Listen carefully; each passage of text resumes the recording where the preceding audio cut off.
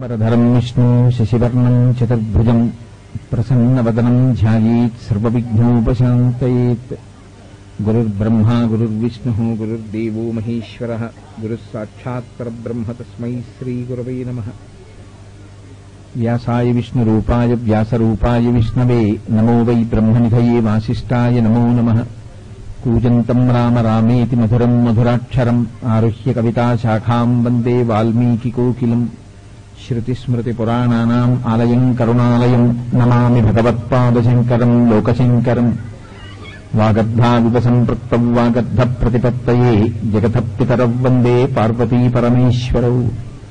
సూక్తిం సమగ్రేతున స్వయమేవ లక్ష్మీః శ్రీరంగరాజమహిషీమధురైకటాక్షైః. వైదగ్ధ్యవర్ణకునగుంభనగౌరవైర్యాం కండూలకర్ణకుహరాः కవయోధయంతి. హైమోధ్వపుండ్రమజహన్మకుటం సునాసం మందస్మితం నగరకుండలచారుగండం బింబాధరం బహుళదీర్ఘకృపాకటాక్షం. శ్రీవేంకటేశముఖమాత్మని సన్నిధత్తాం. మనోజవం మరుతతుల్యవేగం జితేంద్రియం బుద్ధిమతాం వరిష్టం. వాతాత్మజం వనరయూధముఖ్యం శ్రీరామదూతం శిరసా నమామి. ఆపదామపహర్తారం దాతారం సర్వసంపదాం లోకాభిరామం శ్రీరామం భూయో భూయో నమామ్యహం. శ్రీరామచంద్రం శ్రితపారిజాతం సీతాముఖాంబోరుహచించరీకః. సమస్తకల్యాణగుణాభిరామः నిరంతరం మంగళమాతనోతు. హరి ఓం. సభాయ నమః.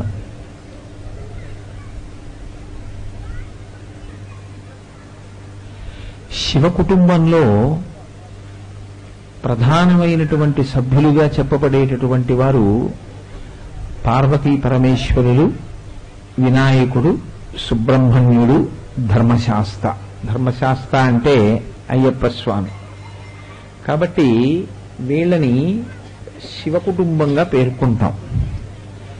ఇందులో వినాయకుడి గురించి మీకందరికీ తెలుసున్నటువంటి విషయమే. అలాగే సుబ్రహ్మణ్యేశ్వర స్వామి వారి గురించి కూడా అందరికీ తెలుసున్నది. అయ్యప్ప స్వామి వారికి సంబంధించినటువంటి విశేషాలు కూడా ఇప్పుడు చాలా ప్రఖ్యాతి వహించాయి. ఆయన్ని కూడా శివ కుటుంబంలో ఒక సభ్యుడిగా, ఆయన యొక్క కుమారుడిగా భావన చేస్తాం. శివ కుటుంబంలో ఒకడైనటువంటి అయ్యప్ప స్వామి ధర్మశాస్త్ర అనబడేటటువంటి పేరుతో, భూతనాథుడు అన్న పేరుతో లోకంలో బాగా ప్రఖ్యాతి వహించినటువంటి స్వరూపం అది. చిత్రం ఏంటంటే, మనం లౌకికంగా ఆలోచించినప్పుడు ఏమని భావన చేస్తామంటే స్త్రీ పురుషులకి సంతానం కలుగుతుంది కాబట్టి అది పార్వతీ పరమేశ్వరులనండి, లక్ష్మీనారాయణులనండి, ప్రకృతి పురుష స్వరూపంగా స్త్రీ పురుష స్వరూపంగా ఉన్నప్పుడే దేవతలకి కూడా సంతానం కలుగుతుంది అని మనం ఊహ చేస్తూ ఉంటాం. కానీ అయ్యప్ప స్వామి వారి దగ్గరికి వచ్చేటప్పటికి మాత్రం ఒక గమ్మత్తు. ఆయన హరిహరపుత్రుడు. హరి అంటే విష్ణువు, హర అంటే శివుడు. శివుడికి విష్ణువుకి జన్మించినటువంటి వారు. శివకేశవులిద్దరూ పుంస్వరూపముగా వర్ణింపబడతారు. అంటే పురుష స్వరూపం. పురుష స్వరూపమైనటువంటి శివకేశవులకి జన్మించినటువంటి వాడు. అందుకే అసలు ఆయన యొక్క వైశిష్ట్యం ఆయన అవతారంలోనే ఉంది. మిగిలిన వాళ్ల లాంటి స్వరూపం కాదది. అది ఇద్దరు పురుషులకు జన్మించినటువంటి పురుషుడు. అలా ఉంటుంది ఆ లోకంలో. ఇద్దరు పురుషులకి ఒక పిల్లవాడు పుట్టడం అనేటటువంటిది సంభవం అయ్యేటటువంటి విషయమా అంటే, వెంటనే మనం ఏం చేస్తామంటే ఇటువంటి ఆశ్చర్యకరమైన విషయం విన్నప్పుడు లోకంలో ఒక ముద్ర ఉంటుంది. ముద్ర అంటే అభినయం. చాలా ఆశ్చర్యకరమైన విషయం ఏదైనా మనం విన్నాం అనుకోండి, అన్నమా అలా ఉంటుందండి అంటాం, ఇలా ముక్కు మీద వేలేసుకుంటాం. మీరు ఆశ్చర్యపోతారు నేను చెప్తే. ఒకానొకప్పుడు దక్షిణ భారతదేశాన్ని సుసంపన్నంగా పరిపాలన చేసినటువంటి రాయల వారు విజయనగర సామ్రాజ్యాన్ని పరిపాలించినటువంటి రోజుల్లో ఒక శిల్పి కళలోకి అయ్యప్ప స్వామి వచ్చారు. ఆయన ఏమని అడిగారంటే, నాకు సాధారణంగా ఒక రూపాన్ని ఏర్పాటు చేసి ఉంచారు లోకంలో, యోగ పట్టము అని అందులో కూర్చుని ఉంటారు ఆయన. యోగ బంధనం అని ఆ ముద్ర చెదిరిపోకుండా ఉండడం కోసమని 2 కాళ్ళు ఇలా పైకెత్తి పట్టి ఆ యోగాసనంలో కట్టుకున్నటువంటి దాంట్లో కూర్చుని ఉంటారు. నన్ను సాధారణంగా అలాగే లోకమంతటా ప్రతిష్ఠ చెయ్యబడి ఉంటాను. కానీ అలాగే ఉంటారు అయ్యప్ప స్వామిని మీరు అనుకోకండి. అంతకన్నా చాలా విభిన్నమైనటువంటి మూర్తులు ఉన్నాయి ఆయనకి.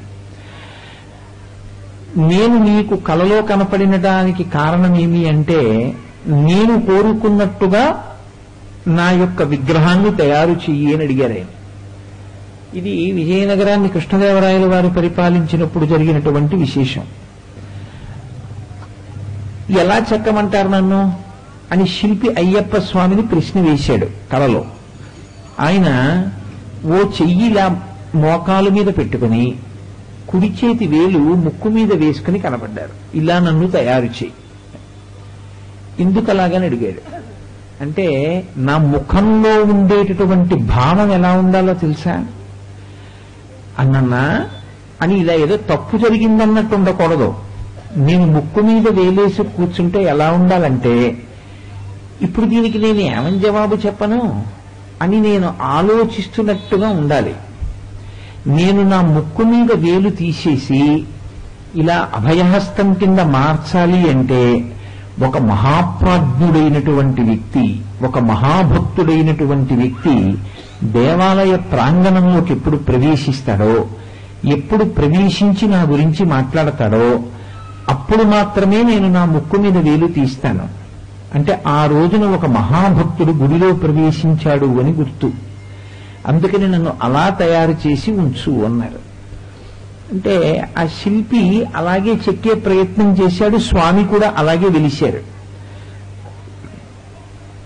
విజయనగర సామ్రాజ్యంలో దేవాలయంలో ఆ మూర్తి ఉంది. కృష్ణదేవరాయల వారి పరిపాలనా కాలం పూర్తయిపోయింది. రామరాయల వారు పరిపాలిస్తున్న కాలంలో ఆయన ఒకసారి దేవాలయంలోకి వెళ్ళి మూర్తిని చూశారు. చూసి ఆశ్చర్యపోయి, అదేమిటి నేను ఇలా ఎక్కడా చూడలేదు అయ్యప్ప స్వామిని, ఇలా ఉన్నారేమిటని అడిగారు. ఎందుకంటే మీరు కొంతమంది కొన్ని రకాలుగా ఉంటే గుర్తుపట్టలేరు. వినాయకుడు మనుష్య స్వరూపంతో నిలబడి ఉన్నాడు అనుకోండి, మీరు గుర్తుపట్టలేరు. చిదంబరంలో ఉన్నాడు అలాగా. అలా ఉన్నా మీరు ఆయన వినాయకుడు అనుకోరు, నరగణపతి అంటారు ఆయన.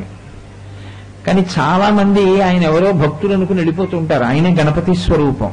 పార్వతీదేవి తయారు చేసిన మొట్టమొదటి నరస్వరూపం ఎలా ఉంటుందో ఆ రూపం చిదంబరంలో ఉంది. అలాగే ఈ ముక్కు మీద వేలేసుకున్నటువంటి అయ్యప్ప స్వామి వారి యొక్క మూర్తిని రామరాయల వారు చూసి ఆయన ముక్కు మీద వేలేసుకున్నారు. ఇదేంటి ఇలా ఎప్పుడు నేను చూడలేదే అయ్యప్పని, ఇలా ఉన్నారు ఏమిటని అడిగారు. ఏమో తెలియదండి, శిల్పికి కలలోకి వచ్చారు ఇప్పుడు ఒకప్పుడు, ఇలా చెక్కమన్నారు. ఒక మహాత్ముడు గుడిలోకి వస్తే నా ముక్కు మీద వేలు తీస్తానన్నారు. అప్పటి నుంచి ఎవరూ రాలేదో ఏమో, మరి ఆయన ముక్కు మీద వేలు తీయలేదన్నారు. రామరాయల వారు కొంతకాలం అయిపోయిన తర్వాత అప్పై దీక్షితర్ అని చాలా మహాభక్తుడు. అప్పై దీక్షితర్ అంటే సామాన్యమైనటువంటి వ్యక్తి కారు ఆయన. ఆయన ఎంతటి మహా ఉపాసకుడంటే, ఆయన కాలంలో నాకు పిచ్చి పడితే నేను ఏం మాట్లాడతానో గమనించండిరా అని పిచ్చి పట్టే మందు తాగి తలుపేసుకుని శిష్యుల్ని ఆయన పిచ్చి పట్టినప్పుడు ఏం రాస్తారో రాసుకోమన్నారు పుస్తకాల్లో. ఆ మందు ప్రభావం 1 గంట సేపు ఉంటుంది. ఆ గంట సేపు పిచ్చెక్కినప్పుడు ఆయన చేసినటువంటి స్తోత్రం పరమశివుడి మీద అత్యద్భుతమైనటువంటి స్తోత్రం, ఉన్మత్త స్తోత్రము అంటారు దాన్ని. ఆయనకి పిచ్చి తగ్గిపోయిన తర్వాత తలుపులు తీశాక శిష్యులు చదివి వినిపించారు, మీరు ఆ పిచ్చిలో పరమశివుణ్ణి ఇలా స్తోత్రం చేశారని. అంతటి మహాభక్తుడు అప్పై దీక్షితర్. ఆ అప్పై దీక్షితర్ వారిని వేరొక భక్తుణ్ణి కూడా తీసుకుని ఇద్దరితో కలిసి రామరాయల వారు లోపలికి వెళ్ళారు. ఇందులో అప్పై దీక్షితర్ శివభక్తుడు, కానీ విష్ణు ద్వేషం ఉన్నవాడు కాడు. ఆయనకి శ్రీ మహావిష్ణువుగా పరమేశ్వరుడున్నా మహాభక్తి, పరమశివుడిగా ఉన్న మహాభక్తి. కాబట్టి అప్పై దీక్షితర్ వారి భక్తి ఒక పూర్ణత్వాన్ని పొందిన భక్తి. రామరాయల వారితో వచ్చినటువంటి రెండో ఆయన, నేనది తప్పు అనేవి అంటలేదు, కానీ ఆయనకి విష్ణు స్వరూపం అంటే చాలా ఇష్టం. ఆయన శివస్వరూపాన్ని మాత్రం అస్సలు సహించలేడు, అదొక్కటే దోషం. ఇద్దరూ కలిసి దేవాలయంలోకి వెళ్ళారు.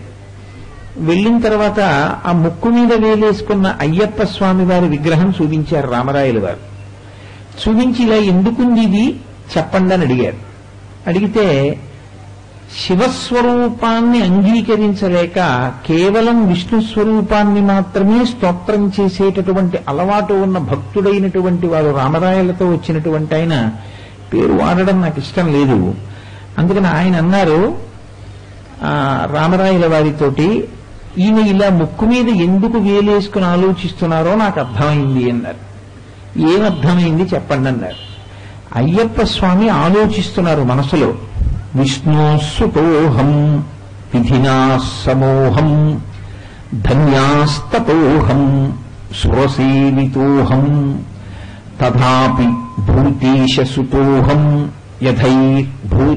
భూతగణైః కృత్పాసి చింతయతీహ శాస్త్రాః అన్నారు. అంటే విష్ణుసుతోహం, హరిహరపుత్రుడు కదా, విష్ణువు యొక్క కుమారుడు. నేను విష్ణువు యొక్క కుమారుణ్ణి కాబట్టి నేను చాలా అదృష్టవంతుణ్ణి. విధినా సమోహం, విష్ణువు యొక్క కుమారుణ్ణి కాబట్టి చతుర్ముఖ బ్రహ్మగారితో సమానమైన వాణ్ణి. విష్ణువు యొక్క నాభికమలంలోంచి కదా బ్రహ్మగారు పుట్టారు. విష్ణువుకి కొడుకుని కాబట్టి నేను బ్రహ్మగారితో సమానమైన వాణ్ణి. ధన్యాస్తతోహం, కాబట్టి నేను చాలా ధన్యుణ్ణి. సురసేవితోహం, విష్ణువు యొక్క కుమారుణ్ణి కాబట్టి నన్ను దేవతలందరూ స్తోత్రం చేస్తుంటారు.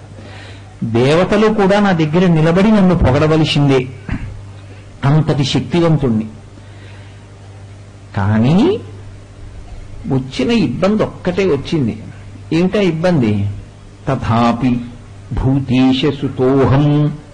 ప్రారంధం ఎక్కడొచ్చిందంటే నేను భూతేశుడికి కూడా కొడుకుని. భూతేశుడు అన్న మాట ఎవరికి ఉందంటే పరమశివుడికి ఉంది. పరమశివుడికి చాలా పేర్లున్నాయి, శివో మహేశ్వర శంభో పినాకేశ శశేఖర అని. కానీ ఆయన భూతేశ అన్నాడు వచ్చిన ఆయన. ఎందుకంటే ఆయనకి అంత పెద్ద ఆసక్తి లేదు శివస్వరూపం మీద, అందుకని భూతగణములు చుట్టూ ఉండేటటువంటి వాడు అన్నాడు. అందుకని భూతేశ సుతోహం, అయ్యో నేను ఈ భూతనాభుడికి కొడుకునే, పరమశివుడికి కూడా నేను కొడుకునవ్వాల్సి వచ్చిందే. విష్ణువుకి కొడుకునయ్యాను, చాలా సంతోషం. విష్ణువు కొడుకు బ్రహ్మతో సమానమయ్యాను, చాలా సంతోషం. దేవతల చేత స్తోత్రం చేయబడుతున్నాను, సంతోషం. కానీ ఇది ఎక్కడ ప్రారంభం? శివుడికి కూడా కొడుకునయ్యాను. శివుడికి కొడుకునవ్వడం వల్ల ఏమైంది ఇప్పుడు నా పరిస్థితి? యథైర్భూతైర్వృత్తాసి, నేను పరమశివుడి చుట్టూ భూతగణాలు ఎలా ఉంటాయో నా చుట్టూ కూడా భూతగణాలు అలాగే ఉన్నాయి ఇప్పుడు. ఎందుకని మా నాన్నగారికి కొడుకుని కదా, మరి శివుడికి కొడుకుని, ఆయన భూతేశుడు, ఆయన కొడుకుని కాబట్టి నా చుట్టూ కూడా భూతగణాలు నిలబడ్డాయి అని చింతయతీహ శాస్త్రాః. ఆయన బాధపడుతున్నాడండి, అయ్యో విష్ణువుకు కొడుకునయ్యాను బాగుంది, కానీ పరమశివుడికి కూడా కొడుకునయ్యానేమిటా అని బాధపడుతున్నారు. అందుకే ఈ భూతగణాలన్నీ నా చుట్టూ చేరాయని, అందుకే ముక్కు మీద వేలేసుకున్నారు అన్నారు. ఆయన ఏం వేలు తీయలేదు అయ్యప్ప స్వామి. అయ్యప్ప స్వామి వేలు తీశారు అంటే ముక్కు మించి వచ్చినటువంటి వాడు మహాభక్తుడు, వచ్చినటువంటి వాడు తన మనసులో ఉన్న భావాన్ని పట్టుకున్నవాడు అని గుర్తు. అప్పుడు కదా ముక్కు మీద వేలు తీస్తానన్నారు. ఈయన చెప్పిన మాటలకి అయ్యప్ప స్వామి తన ముక్కు మీద వేలు తీయలేదు. కాబట్టి ఇప్పుడు రామరాయల వారు అప్పయ్య దీక్షితర్ వంక తిరిగారు. అప్పయ్య దీక్షితర్ వంక తిరిగి, ఏమయ్యా ఎందుకు ముక్కు మీద వేలేసుకున్నారు ఆయన, మీరేమైనా చెప్తారా అన్నారు. అంటే అప్పయ్య దీక్షితుల వారు అన్నారు, అంబేతి గౌరీం అహమావాహయామి. ఆయన ఎంత చిత్రమైన మాట చెప్పారంటే, నా తల్లి పార్వతీదేవి అంటున్నాడు భూతనాథుడు. విష్ణువుకి కుమారుడు కదా, విష్ణువు తల్లి మోహిని రూపంలో, పరమశివుడు తండ్రి. విష్ణువు తల్లి కాబట్టి ఏమనాలి అయ్యప్ప స్వామి? నా తల్లి విష్ణు అనాలి. కానీ అప్పయ్య దీక్షితర్ అన్నారు, అంబేతి గౌరీం అహమావాహయామి. నేను తలుచుకుంటున్నాను, నేను స్మరిస్తున్నాను. ఎలా తలుచుకుంటున్నానో తెలుసా? నాకు తల్లి పార్వతీదేవే అని నేను భావిస్తున్నాను. అంబేతి గౌరీం అహమావాహయామి, నేను స్మరించడానికి కారణం ఏమిటి? ఒక్కటే కారణం, పత్నేహి పితుర్మాతర ఏవ సర్వాః. మా నాన్నగారికి భార్యలు ఎవరున్నారో వాళ్ళందరూ నాకు తల్లులే. పూర్వం రాజులకి ఒకరికన్నా ఎక్కువ మంది భార్యలు ఉండేవారు. తండ్రికి ఎంతమంది భార్యలున్నా కొడుక్కి తండ్రి గారి భార్యలు అందరూ తల్లులే కదండి. అందుకని నాకు తండ్రి శివుడు అంతవరకు ఖాయం, పరమశివుడి యొక్క కొడుకుని. కాబట్టి ఇప్పుడు పరమశివుని యొక్క భార్య పార్వతీదేవి నాకేమవ్వాలి? నా తల్లి అవ్వాలి. అందుకని అంబేతి గౌరీం అహం ఆవాహయామి, నేను నా తల్లి పార్వతీదేవి అని భావన చేస్తున్నాను. కారణం ఏమిటి? పత్నేహి పితురుహు మాతరయేవ సర్వాహ, నా తండ్రి భార్యలందరూ నాకు తల్లులే. నా తండ్రికి భార్య అని చెప్పినప్పుడు గౌరీదేవిని చెప్తారు, గౌరీ శంకరులు అంటారు, పార్వతీ పరమేశ్వరులు అంటారు. కాబట్టి నేను పార్వతీదేవి నా తల్లి అంటున్నాను. పార్వతీదేవి నా తల్లి అన్నప్పుడు విష్ణువు నా తల్లి కాదు అని నేను చెప్పట్లేదు. ఎందుకు చెప్పట్లేదు? ఆ విష్ణువే పార్వతిగా ఉంటాడు కాబట్టి, నారాయణ నారాయణీగా ఉంటుంది కాబట్టి ఆయనే నాకు తల్లి. విష్ణువు తల్లి అండం వైష్ణవి తల్లి, వైష్ణవిగా విష్ణువు, నారాయణిగా పార్వతీదేవిగా నాకు తల్లి. కానీ ఇబ్బంది ఎక్కడొచ్చిందంటే కథాంను లక్ష్మీం చింతయతీహ శాస్తాః. విష్ణువు నాకు తల్లే, ఆడదానిగా మోహిని రూపంలో ఉన్నప్పుడు నాకు అమ్మ. మా నాన్నగారి భార్య కాబట్టి, పరమశివుడి భార్య కాబట్టి గౌరీదేవి నాకు అమ్మ. కానీ విష్ణువు యొక్క భార్య లక్ష్మీదేవి. లక్ష్మీదేవిని నేనేమని పిలవాలి?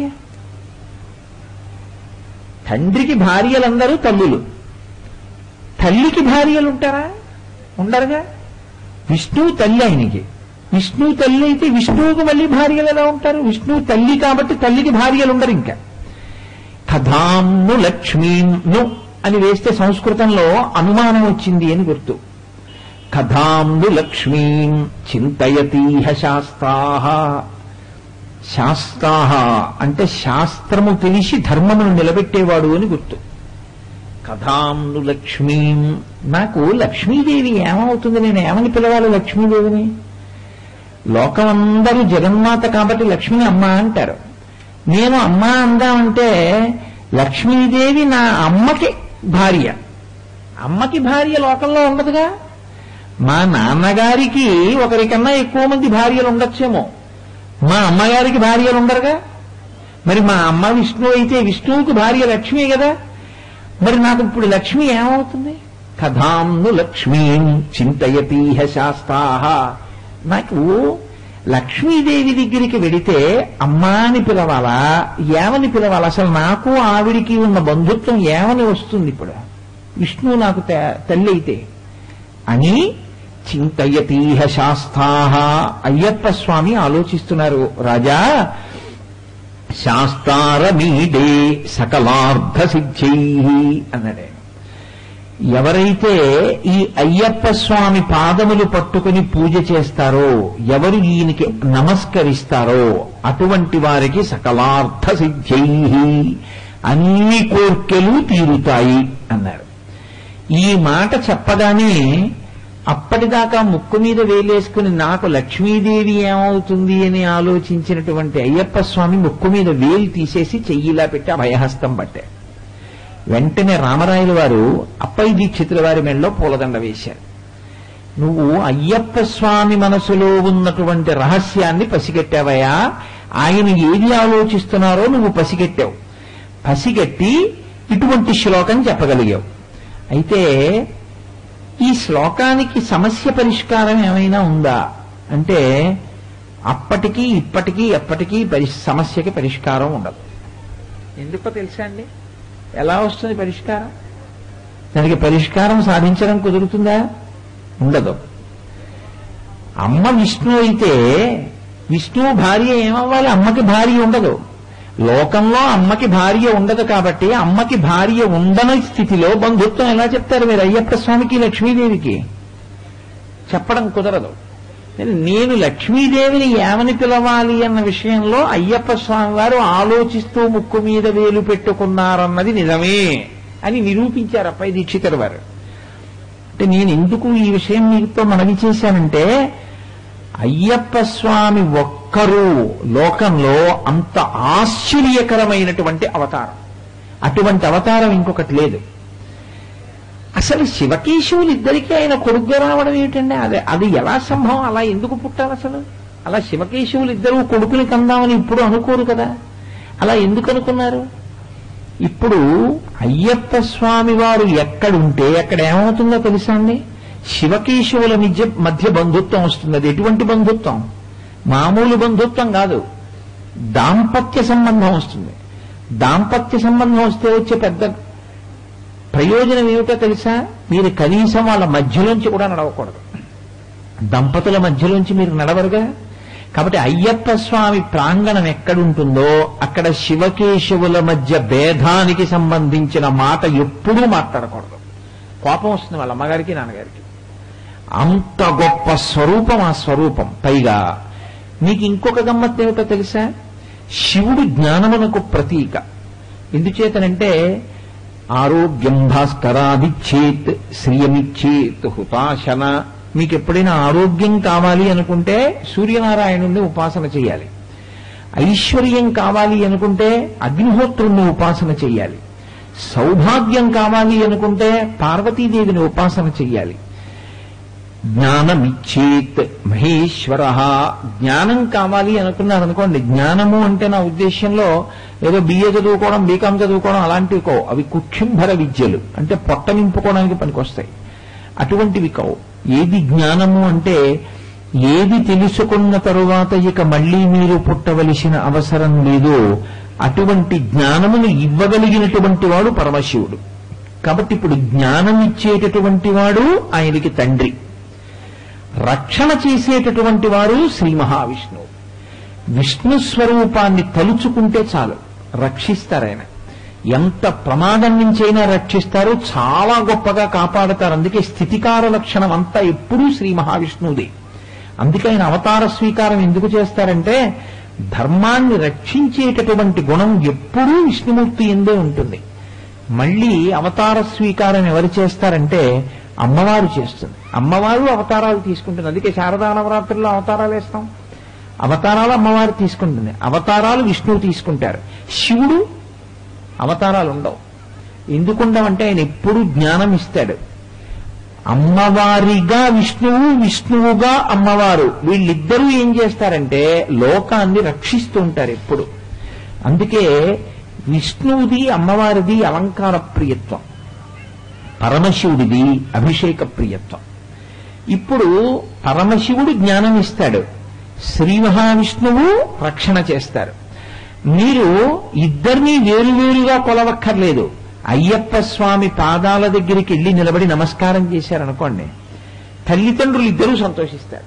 మా అబ్బాయి దగ్గరికి వచ్చాడరా వీడని చెప్పి పరమ సంతోషాన్ని పొందేది ఎవరంటే శివకేశవులు ఇద్దరూ సంతోషాన్ని పొందుతారు. విష్ణువు తల్లిగా ఉన్నారు, శివుడు తండ్రిగా ఉన్నారు ఆయనకి.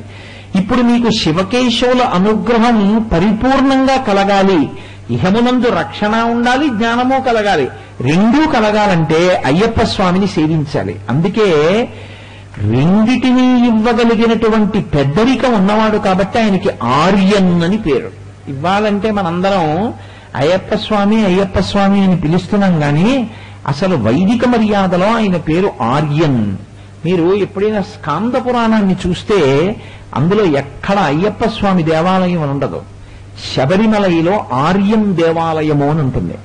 ఆర్యా మహాదేవి యున్నను రక్షింప నిరుంగునో ఎరుగదో నా భాగ్యం ఇట్లున్నదో అంటుంది పోతన గారి భాగవతంలో రుక్మిణీదేవి. ఆర్యా మహాదేవి అంటే అత్యంత గౌరవింపబడవలసినటువంటి స్వరూపాన్ని ఆర్య అని పిలుస్తారు. పూర్వం ఎవరైనా పెద్దలకు ఏదైనా ఉత్తరం రాశారనుకోండి, ఆర్య అని సంబోధించి నమస్కారములు అనేవారు. ఆర్య అని పిలుస్తారు. ఆర్య అంటే పూజింపదగినవాడా అని, ఆర్యా మహాదేవి అంటే పూజింపదగిన దానా అని. ఆర్య పురుషుడికి, ఆర్యా మహాదేవి స్త్రీకి. పూజనీయమైన ఇద్దరిని ఆర్యా శబ్దంతో సంబోధిస్తారు. అయ్యప్ప స్వామి వారికి ఉన్న పేరు ఆర్యన్. స్వామి ఆయన పేరులో ఉన్నది కాదు. మీరు బాగా జ్ఞాపకం పెట్టుకోవాలి. నేను ఏది చెప్తున్నానో అది పరమ సత్యమని మీరు గుర్తించెదరుగాక. స్వామి ఆయన పేరు కాదు. మీరు లోకంలో కేవలం స్వామి అన్నారనుకోండి, అది ఎవరికి చెందుతుందో తెలుసా అండి? లోకంలో ఏ దేవతా స్వరూపానికి అది చెందదు, ఒక్క సుబ్రహ్మణ్యేశ్వరుడికే చెందుతుంది. నేను అబద్ధం చెప్పానని మీరు అనుకుంటే మీరు అమరకోశం తీసి చూడండి. అమరకోశంలో స్వామి, గుహ, పార్వతీపుత్ర, స్కంద అని ఆయన నామాల్లో స్వామి అన్న నామం ఉంటుంది. స్వామి అన్న నామం నామంగా ఉన్నది ఎవరికి అంటే ఒక్క సుబ్రహ్మణ్యుడికి. అందుకే స్వామి అన్నది అయ్యప్పకి చెందేది కాదు నిజానికి. కానీ పూజనీయత్వాన్ని చూపించడానికి మనం ఏం చేస్తామంటే ఎక్కడెక్కడ చాలా గౌరవింపదగిన స్థానాలున్నాయో వాటికి స్వామి కలుపుతాం చివరికి తీసుకెళ్లి. వెంకటేశ్వర స్వామి, సుబ్రహ్మణ్య స్వామి అని మీరు అనక్కర్లేదు. స్వామి అంటే సుబ్రహ్మణ్యుడే. స్వామి అన్నారనుకోండి వెంకటేశ్వరుడికి చెందదు, అది సుబ్రహ్మణ్యుడికి చెందుతుంది. వెంకటేశ్వర స్వామి అన్నారనుకోండి వెంకటేశ్వరుడు పూజనీయుడు అని. కానీ స్వామి అన్న శబ్దం ఒక్కటి మాత్రం తనంత తానుగా వెళ్లేది ఒక్క సుబ్రహ్మణ్యుడికి. స్వామి అన్న పేరు చేత పూజనీయత చెప్పబడిన సుబ్రహ్మణ్యుడు ఎంత గొప్పవాడో, ఆర్యన్ అన్న పేరుతో పిలవబడినటువంటి అయ్యప్ప కూడా అంత గొప్పవారు. అసలు ఆయన యథార్థమైనటువంటి పేరు అయ్యప్ప కాదు. అది నేను స్పష్టంగా చెప్పాలి అంటే లౌకిక మర్యాదలో అంటే ఒక పిలుపు తేలికగా ఉండేటటువంటి సంబోధన ప్రక్రియలో అయ్యప్ప అని వచ్చింది. కానీ అది చూడండి ఆమ్రీడితము అంటారు. ఆమ్రీడితము అంటే ఒకదాన్నే మళ్లీ మళ్లీ అంటుంటాం. రామ రామ అంటారు. ఆదిత్య హృదయంలో వాల్మీకి మహర్షి రామ రామ మహాబాహో అంటారు. రామ రామ ఎందుకు రెండు మాటలు పిలవడం అంటే ప్రేమ. అమ్మా అమ్మా అంట, అమ్మా అమ్మా రెండు మాటలు ఎందుకు? అమ్మా అంటే సరిపోదా? ఆర్తితో పిలుస్తున్నారు అనుకోండి అమ్మా అమ్మా అంటాం. నాన్నగారండి నాన్నగారండి అంటాడు. నాన్నగారండి నాన్నగారండి ఎందుకు? నాన్నగారండి అంటే పలకడాయినా రెండు మాటలు పిలవాలా? అంటే మీరు మామూలుగా పిలిస్తే నాన్నగారండి అంటారు. ఏదో ఆర్తితో పిలుస్తున్నారు అనుకోండి నాన్నగారండి నాన్నగారండి అంటారు. ఆర్తితో పిలుస్తున్నామని చెప్పడానికి అయ్యప్ప అంటారు. అయ్య అంటే నాన్నగారు, అప్ప అంటే నాన్నగారు. కన్నడ దేశంలో అప్ప శబ్దాన్ని ఎక్కడ కలుపుతారంటే తండ్రితనానికి కలుపుతుంటారు. అందుకే తిమ్మరుసుకి అప్పాజీ అని పేరు. అప్పాజీ అంటే జీ అంటే గారు అని. అప్ప తండ్రి. రాయలవారు తిమ్మరుసుని మంత్రి అని పిలవడం ఇష్టం లేక తండ్రి వంటి వాడు కనుక అప్పాజీ అంటే నాన్నగారండి అని పిలిచాడు. అంత గౌరవనీయంగా సంబోధించాడు. అయ్యా అంటే తండ్రి అని. అయ్య అమ్మ అని కదా అంటాం. వాగర్ధావివ సంపృక్తౌ వాగర్ధ ప్రతిపత్తయే జగత పితరం వందే పార్వతీ పరమేశ్వరౌ. అయ్య తండ్రి, అప్ప తండ్రి, అయ్యప్ప తండ్రి తండ్రి, నాన్నగారండి నాన్నగారండి అని ఆర్తితో పిలవడం అయ్యప్ప అని పిలవడం. అసలు ఆయన పేరు ఆర్యన్, అత్యంత గౌరవనీయుడు. అందుకే స్కాందంలో మీకు ఆర్యం దేవాలయము అని ఉంటుంది. నేను ఈ మధ్యకాలంలో పుస్తకానికి ముందు మాట రాసినప్పుడు కూడా నేను ఇదే రాశా. దాని అసలు పేరు ఆర్యన్, ఆర్యం దేవాలయము అనే పురాణాంతర్గతంగా దానికి పేరుంది. ఆయనకి భూతనాథుడు అని ఒక పేరు. భూతనాథుడు అంటే ఆయనకి ఎందుకు భూతనాథత్వాన్ని ఇచ్చారు అంటే భూతనాథుడు పరమశివుడు ఒక్కడే అని మీరు అనుకోకండి. తండ్రి తన దగ్గర ఉన్నటువంటి అపారమైనటువంటి సంపదని నాయన ఇక్కడిందుకయ్యా మీరు మాటలు, మీరు మాట్లాడితే చెప్పండి నేను మానేస్తాను, లేదు నేను మాట్లాడాలంటే మీరు మాట్లాడతారు, ఏదైనా మాట్లాడద్దు. కాబట్టి భూతనాథుడు అంటే తన దగ్గర ఉన్నటువంటి అపారమైన ఆస్తిని విభాగం చేసి ఇంత ఆస్తిని ఒక్కనే చూడడం కుదరదురా అబ్బాయి, మీరు ఇదిగో నువ్వు ఈ 500 ఎకరాలు చూడు, నువ్వు ఈ 1000 ఎకరాలు చూడు, నువ్వు ఈ 2000 ఎకరాలు చూడని ముగ్గురు కొడుకులకి విభాగం చేసిన తండ్రి ఎలా ఇస్తాడో అలా పరమశివుడు భూతగణములన్నింటి మీద నాయకత్వాన్ని ఇద్దరికి ఇచ్చాడు. చాలా మంది ఎక్కడ పొరపాటు పడతారంటే భూతనాథ శబ్దం ఒక్క పరమశివుడికి వర్తిస్తుంది, లేకపోతే భూతనాథుడు ఆర్యన్ అంటే అయ్యప్పకి చెందుతుంది అనుకుంటారు. కాదు, భూతనాథుడు అన్న పేరు అయ్యప్ప స్వామి కన్నా ముందే ఎవరికుందో తెలుసా అండి? పరమశివుడి తర్వాత వినాయకుడికి ఉంది. భూతాది సంసేవిత చరణం అని దీక్షితర్ గారు కీర్తన చేయలే? భూతముల అన్నిటి చేత ఆయన సేవింపబడుతుంటాడు. అందుకే భూతసేవిత గణపతి అని ఆయనకు ఒక పేరు. పరమశివుడు భూతగణములకు కూడా అధిపతి. మీరు ఇక్కడ ఒక విషయాన్ని చాలా జాగ్రత్తగా గమనించాలి. నేను కేవలం మంచివాళ్లే నా మాట వింటారండి అన్నాను అనుకోండి, పరిపాలన అన్నది ఎలా జరుగుతుందండి? పరిపాలన ఎలా చేస్తారు? చెడ్డవాళ్లు కూడా మీకు భయపడాలి. ఎంత చెడ్డవాళ్లు కూడా చాలా జాగ్రత్త, నేను ఒప్పుకోను పనిచేయడానికి. నువ్వు కాని వాళ్ళ జోలికెళ్ళావో, ప్రభుత్వం దేనికి ఉందండి? ప్రభుత్వం మీకు గ్రంథాలయాలు కట్టడానికి, మీకు ఆనకట్టలు కట్టడానికి, మీకు విద్యాలయాలు కట్టడానికే కాదు, కారాగారాలు కట్టడానికి, న్యాయస్థానాలు కట్టడానికి కూడా ప్రభుత్వమే ఉంది. ప్రభుత్వం కారాగారాలు ఎందుకంటే కట్టడం, దాని బదులు ఇంకో హాస్పిటల్ కట్టమనంటే, ప్రభుత్వం కారాగారం కట్టింది కాబట్టే నీ ఐశ్వర్యాన్ని ఎత్తుకుపోదామనుకున్నవాడు ఎత్తుకుపోకుండా రక్షింపబడుతున్నావు. కారాగారం అందుకే ఉంది, న్యాయస్థానం అందుకే ఉంది కదా. అవి ఉండడం మిమ్మల్ని రక్షించడానికే. దొంగల నుంచి రక్షించడానికి ప్రభుత్వం కారాగారం కట్టి దొంగలను అందులో పెట్టినట్టే, భూతనాథ శబ్దానికి అర్థం ఏమిటో తెలుసండి? అమ్మ బాబోయ్ ఆయన చంపేస్తాడు రామన్నని భయపడి ఆయన దగ్గర వాళ్ళు కూడా ఇలా చేతులు కట్టుకు తలంచుకు నించుంటారు. ఆయన కాని ఊరుకున్నాడు అనుకోండి, వాళ్ళు వచ్చి మన మీద పడిపోతారు. వాళ్ళు వచ్చి మీద ఎందుకు పడిపోవట్లేదో తెలుసా?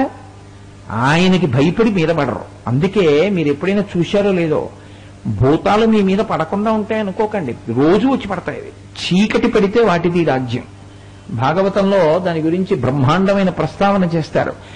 సూర్యాస్తమయం కానీ దాటి అయిపోయిందంటే వాటికి స్వేచ్ఛ, అవి విహరిస్తాయి. ఇంకా అవి విహరించినప్పుడు ఏం చేస్తాయంటే ఇళ్లలోకి వస్తాయి, గుళ్ళోకి వస్తాయి. భూతబలి ఇవ్వట్లే, బలిహరణ మంటపం మీద భూతబలి ఇవ్వట్లేదండి, ఇంట్లోకి కూడా వస్తాయి భూతాలు. అందుకే కదా మీరు ఉత్తిష్టంతు భూత పిశాచాహ అని చెప్తున్నారా లేదా? నేను అబద్ధం చెప్పానంటారేంటి? మీరు మంత్రం చెప్పట్లా తెల్లారితే? మీ ఇంట్లో ఉత్తిష్టంతు భూత పిశాచాహ, ఓ భూతములలారా పిశాచములలారా మీరు లేచిపోండి, మేము పూజ చేసుకుంటాం అంటున్నారా లేదా? మీరు అక్కడ లేకపోతే మీరు లేచిపోండి ఎందుకంటారు? లేనిదాన్ని లేచిపోండి అంటే మీరు పిచ్చేళ్ళని గుర్తు. ఇక్కడ నేను ఉంటే కదా కోటేశ్వరారు, మీరు ఇక్కడ ఒక్కసారి లేచి ఇలా కూర్చోండి అంటే నేను ఇక్కడ ఉంటేను నన్ను లెమ్మడానికి. ఇక్కడ నేను లేకుండా కోటేశ్వరారు మీరు ఇక్కడ నుంచి ఒక్కసారి లేచి అక్కడ కూర్చోండి అంటే నీకేం పిచ్చే వీరు ఆయన ఉన్నాడు అక్కడ అంటారు. ఉత్తిష్టంతో భూత పిశాచాహ అని మీరు మీ ఇంట్లో పూజకు మొదట్లోనే చెప్పారు అంటే మీ ఇంట్లో భూతాలు పిశాచాలు ఉన్నాయా లేవా? ఉన్నాయి. అదేంటండి ఎప్పుడున్నాయండి? రాత్రి వస్తాయి. వచ్చినవి ఎందుకు లేచాయి? బ్రహ్మకర్మ సమారభే. మేము ఈశ్వరారాధన చేసుకుంటాం, మీరు మమ్మల్ని అల్లరి చేస్తారు. మేము ఈశ్వరుణ్ణి నమ్మాం, ఆయన్ని సేవిస్తాం, అందుకని మీరు ఇక్కడి నుంచి లేచిపోండి. ఇప్పుడు లేవలేదనుకోండి, మీరు వాటిని ఆపగలరా? ఈశ్వరుడు ఏమర్రా, నా సేవ చేసుకుంటానని వాళ్ళు వస్తే ఏం లేవకుండా ఇంకా ఇక్కడ కూర్చున్నావు అంటాడని వాళ్ళు లేస్తున్నారా? మీకు భయపడి లేచిపోయే వాళ్ళు అయితే మీ ఇంట్లోకి రారు. మీకు భయపడి లేచిపోయేవాళ్ళు కారు. బ్రహ్మకర్మ సమారభే అంటే వాళ్ళు లేస్తున్నారు. వాళ్ళు ఎవరి ఆజ్ఞకి భయపడుతున్నారు? పరమేశ్వరుడి ఆజ్ఞకి భయపడుతున్నారు, పరమశివుడి ఆజ్ఞకి. ఇప్పుడు ఆయన భూతనాథుడు అవడం నీకు రక్షణ, నీకు బాధ. ఇది తెలియక కొంతమంది ఏమంటారంటే అబ్బో ఆయన భూతనాథుడు అండి అంటారు. ఆయన భూతనాథుడు కాబట్టి నువ్వు బతికున్నావు అంటే పీకేస్తాయి మీద పడి. కాబట్టి ఆయనకి లొంగి ఉంటాయి భూతగణాలన్నీ కూడా. సృష్టిలో అవి కూడా భాగం అండి. మరి అవన్నీ ఉంటాయి, ఉగ్రప్రాణులు, అవన్నీ ఆయన వశంలో ఉంటాయి. ఆయన వశంలో అవి ఉంటాయి. మార్కండేయుడు వంటి మహాభక్తులు ఉంటారు. మార్కండేయుడు వంటి మహాభక్తులు ఉండడం గొప్ప విషయం కాదు, భూతగణములు కూడా భయపడి ఉండడం గొప్ప విషయం. ఆయన చాలా సమర్థుడండి పరిపాలనలో అని ఎప్పుడంటారు మీరు? ఆయన కాలంలో ఒక్క దొంగతనం లేదన్నారనుకోండి, అది సమర్థతకి గీట్రై. ఆయన కాలంలో మహాత్ములు ఉన్నారు, అబ్బో భయంకరమైన దోపిడీదారులు ఉన్నారు అంటే ఆయన సమర్థుడు కాదు. రామరాజ్యం అని ఎప్పుడంటారు? ఆయన కాలంలో తలుపుకి తాళం వేయక్కర్లేదు రామరాజ్యంలో. ఎందుకని ఒక్క దొంగడు లేడు. ఎందుకు దొంగడు లేడు? రాముడు ఉండగా దొంగ ఉండడమే. ఇది రాముడి గొప్పతనం. భూతనాథుడి గొప్పతనం ఏంటి? ఆయన ఉండగా భూతాలు మన జోలికి రావడమే ఇది ఆయన గొప్పతనం. ఇప్పుడు నాకు చెప్పండి, ఆయన భూతనాథుడు అవడం మీకేమిటి కష్టం?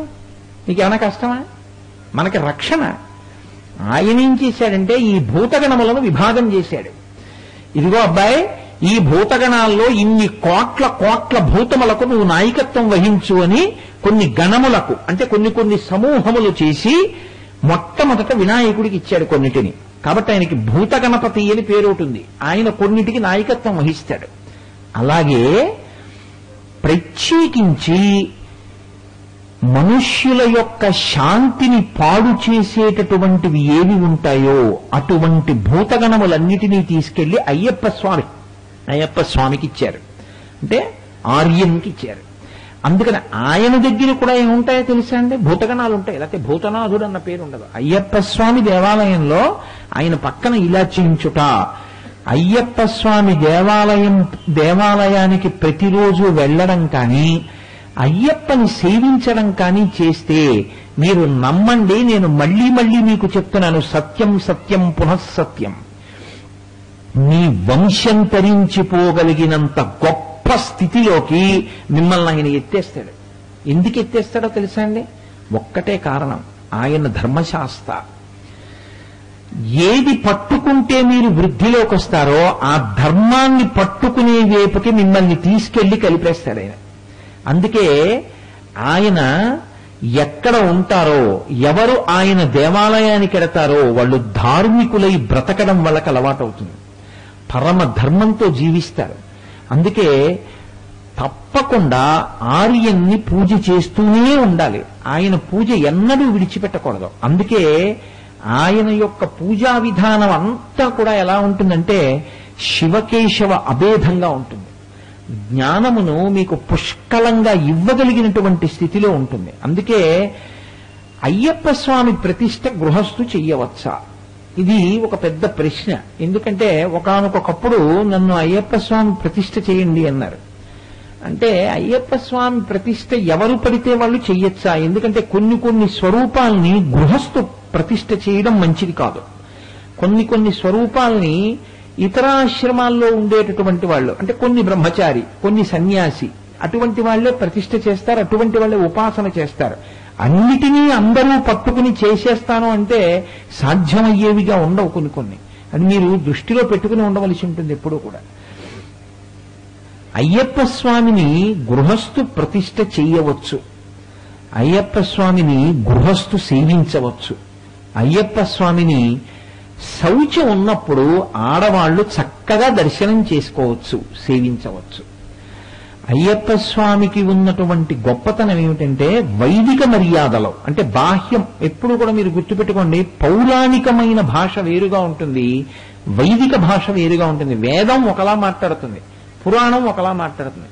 పురాణంలో ఇంద్రశబ్దం చెప్పాను అనుకోండి, పురాణంలో ఇంద్రశబ్దం చెప్తే దేవతలకు అధిపతిని, వేదంలో ఇంద్రశబ్దం చెప్పాను అనుకోండి ఆయన దేవతా సార్వభౌముడు అని, అంటే ఆయన పరబ్రహ్మము అని. అందుకే మీరు రుద్రానువాకం చెప్పినప్పుడు రుద్రాధ్యాయంతో అభిషేకం చేస్తే పరమశివుడికి ఇంద్రశబ్దంతో చమకంలో ఏకంగా ఒక సూక్తం, ఒక ప్రత్యేకమైనటువంటి మంత్రభాగం నడుస్తుంది. కారణం ఏమిటి అంటే వేదప్రోక్తమైనటువంటి ఇంద్రశబ్దం వేరు. అలాగే వైదికమైనటువంటి విధానంలో పైకి బాహ్యంగా పక్కన భార్యలుగా కనపడకపోయినా అయ్యప్ప స్వామి వారికి 2 భార్యలు ఉన్నారు. ఒకరు పూర్ణ, ఒకరు పుష్కల. భార్య అన్న శబ్దాన్ని మీరు ఎప్పుడూ ఒకటి గుర్తుపెట్టుకోవాలి. భార్య అన్న శబ్దానికి అర్థం ఏమిటంటే నిజంగా ఆడదాన్ని పక్కన పెట్టుకోవడం భార్యాత్వం అని మీరు ఆలోచన చేయకూడదు. ఇది తెలియక చాలా మంది ఏం చేస్తారంటే లక్ష్మీ గణపతి అనడానికి భయపడుతుంటారు. ఎందుకండి భయం అని మీరు అడిగారు అనుకోండి, లక్ష్మీదేవి విష్ణుమూర్తి భార్య కదండి, లక్ష్మీ గణపతి అనడం ఏమిటండి, తప్పు కదా, అలా ఎలా అంటామండి అంటారు. అలా ఆడవాళ్ళు, మగవాళ్ళు, భార్యలు, భర్తలు అలా ఈశ్వరుని యందు ఉండదు. అది ఏమిటో తెలుసా అండి? అసలు రహస్యం ఏమిటో తెలుసా? మీరు లోకంలో ఏం తిన్నారండి మధ్యాహ్నం అని అడిగాను అనుకోండి, మీరు మర్చిపోవచ్చు. కానీ పెళ్లి అయిపోయింది అనుకోండి ఇవాళ పొద్దున్న, రేపు పొద్దున్న ఎవరైనా వచ్చి తెలియక ఏమయ్యా నీకేదో సంబంధం తీసుకొచ్చాం పెళ్లి చూపులకు వస్తావా అంటే పెళ్లి చూపులకు వెళ్ళిపోతారా? వెళ్ళిపోయిన తర్వాత పెళ్లికి అక్కడ కూడా ఒప్పేసుకుని వచ్చేసిన తర్వాత ఎవరైనా కనపడి అదేంటో నీకు పెళ్లి అయింది కదా అంటే అయ్యో మర్చిపోయానండి, మర్చిపోయి వచ్చాను, నాకు పెళ్లి అయిపోయిందండి, ఆ గబుక్కుని ఏమిటో ఇంకా నేను బ్రహ్మచారిని అనుకున్నానంటారేంటి? ఒక్కసారి పెళ్ళైతే ఇక నేను గృహస్థు అని ఎలా జ్ఞాపకం ఉంటుందో, పక్కనే భార్య కూర్చోక్కర్లేదు, కూర్చోకపోయినా నాకు పెళ్ళైపోయిందన్న విషయం ఎప్పుడూ జ్ఞాపకంలో ఉంటుంది. పెళ్ళైపోయిన వాడు ఎంత మంగళప్రదంగా ఉండాలో అలా వెంటనే 3 పోగుల యజ్ఞోపవీతాన్ని 5 పోగుల యజ్ఞోపవీతంగా మార్చేసుకుంటున్నారా లేదా? ఉత్తరీయాన్ని ఎడంభుజం మీద వేసుకుంటున్నారా లేదా? ఇది పెళ్ళైపోయినవాడు అని మీరు జ్ఞాపకం పెట్టుకోలేదండి, నాకు జ్ఞాపకం లేదండి పెళ్ళయిందని, నాకు భార్య ఉందని అంటారేమిటి? అలా అనడం ఎలా కుదరదో, మిమ్మల్ని ఆశ్రయించి ఉన్నటువంటి విభూతి, నీ శక్తి మీతో కలిసి ఉండడానికి భార్యారూపంగా సంకేతిస్తారు. అది శక్తి. అందుకే ఏ శక్తి స్వరూపాన్ని ఆరాధన చేయండి, శ్రీ సూక్తమే చెప్తారు. హిరణ్యవర్ణాం హరిణీం సువర్ణఘటస్రజాం అని పూజ చేస్తే ఒక్క లక్ష్మీదేవి కనుకోకండి, బాలాత్రిపుర సుందరిని పూజ చేసినా శ్రీ సూక్తమే. ఎవరికి చెప్పినా శ్రీకారం ఎక్కడుందో అక్కడ శక్తి పూజ అని గుర్తు. కాబట్టి ఇప్పుడు పూర్ణ పుష్కళ అంటే ఆవిడ భార్యలు ఇది ఆడాళ్ళు పక్కన కూర్చున్నారని మీరు అనుకోకూడదు. ఆయన యొక్క శక్తులు 2 ఉన్నాయి ఆయన దగ్గర. ఏమిటా 2 శక్తులు? పూర్ణత్వము, పుష్కళత్వము. పూర్ణత్వం అంటే నిండా ఉండడం.